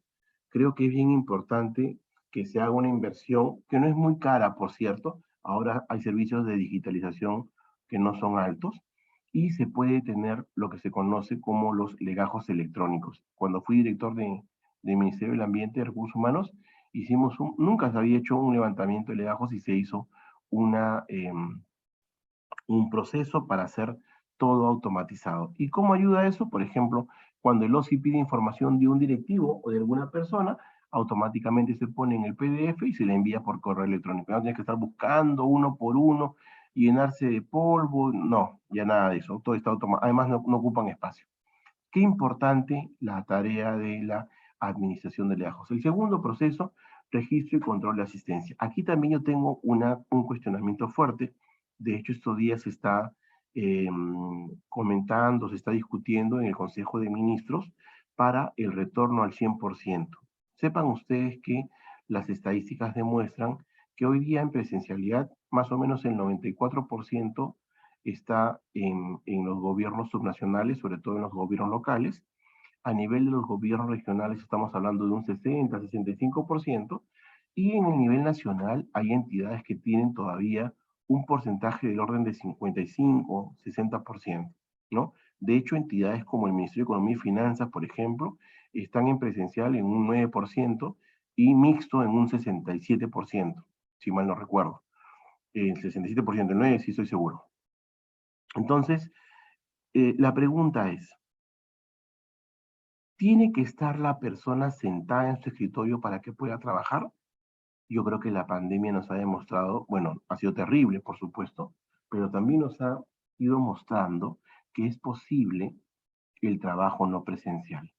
A mí me gusta mucho el trabajo mixto. Creo que sí es importante tener un nivel de contacto físico regular, periódico, pero vaya que trasladarse a la oficina nos implica tiempo, nos implica costo, nos implica además o llevar el almuerzo o comer por allí, o sea, son demasiadas cosas, ¿no?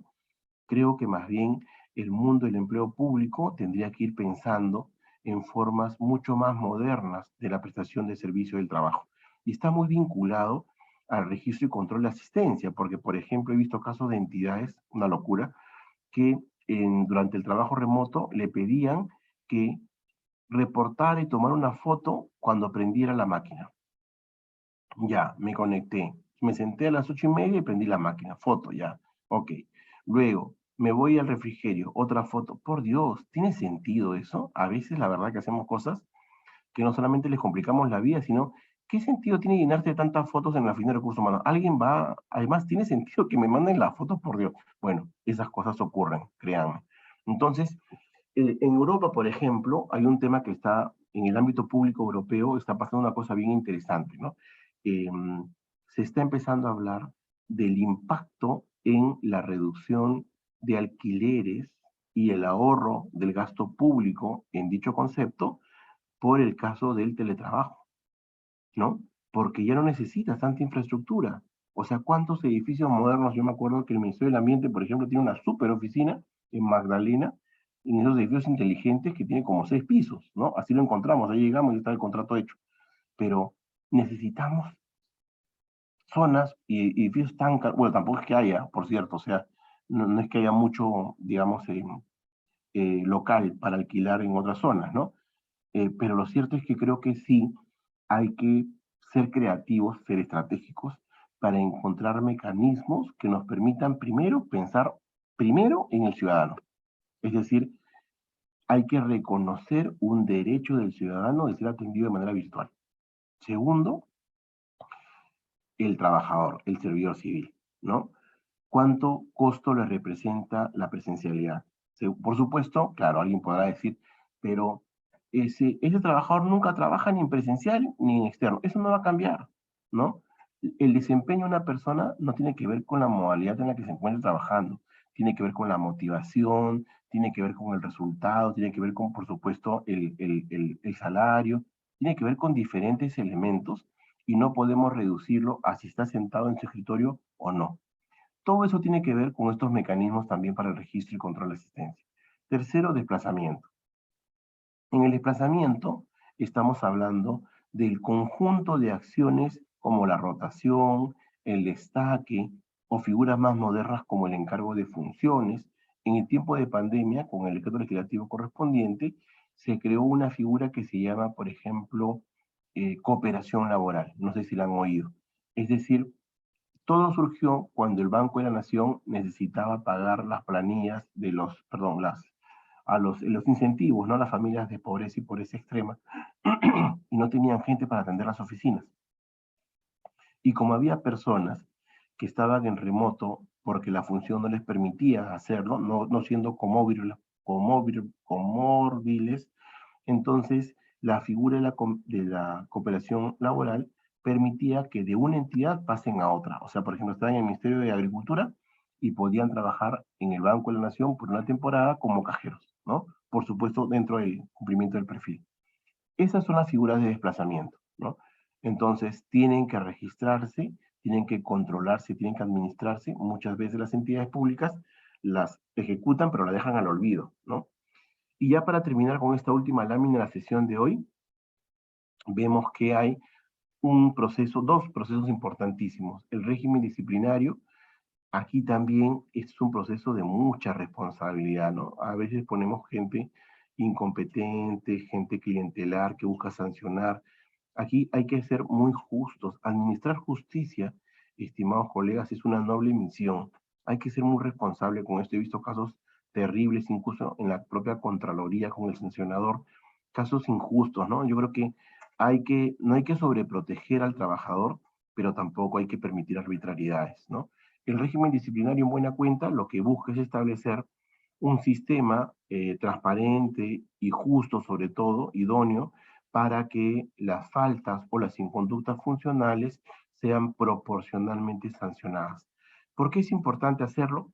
Porque también en un modelo en el cual no hay un régimen disciplinario pasan cosas terribles. Son no pocos los casos de los sindicatos de profesores, por ejemplo, donde docentes, y casos que han llegado hasta la Corte Suprema, seguramente los conocen algunos de ellos, que de maestros pervertidos, ¿no? Que tocan a las niñas y finalmente los sacan de las aulas y lo mandan al área administrativa, por Dios, ¿no?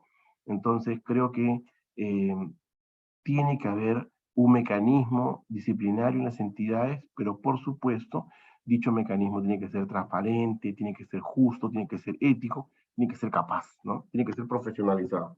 Y finalmente, el proceso denominado desvinculación. La desvinculación tiene que ver con el fin del vínculo, es decir, después del derrotero, muchas veces por jubilación o muchas veces por alguna también causal del disciplinario, también se puede desvincular a alguien. Y otra vez, ¿no? Tienen que ser procesos, digamos, normados. Recuérdense también que aquí hay un elemento importante que tiene que ver con la entrega de cargo. Eso también tiene que trabajarse, ¿no?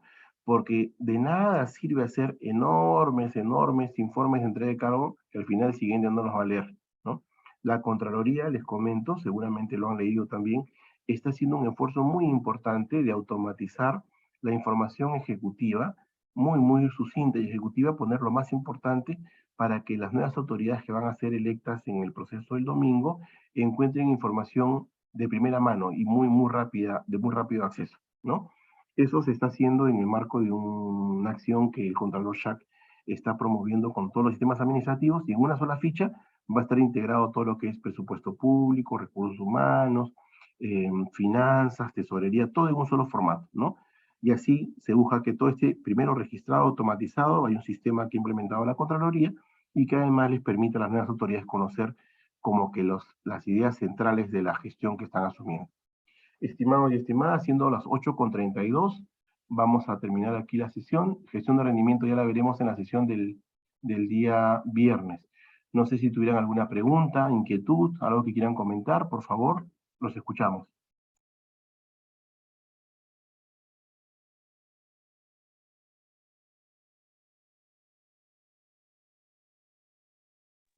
Jorge, yo no sé si los alumnos no preguntan porque les queda todo claro o porque tienen muchas dudas, ya me genera un poco de duda.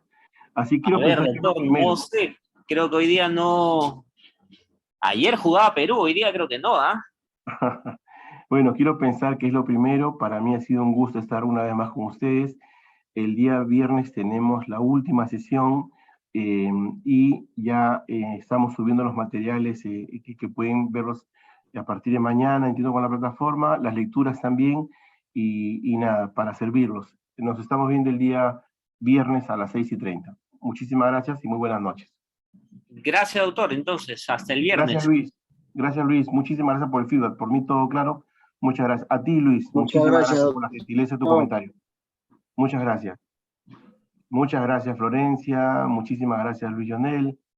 Muchísimas gracias a todos y a todas. Muy buenas noches. Hasta el viernes. Gracias, Jorge. Muy buenas noches. No, gracias a usted, doctor.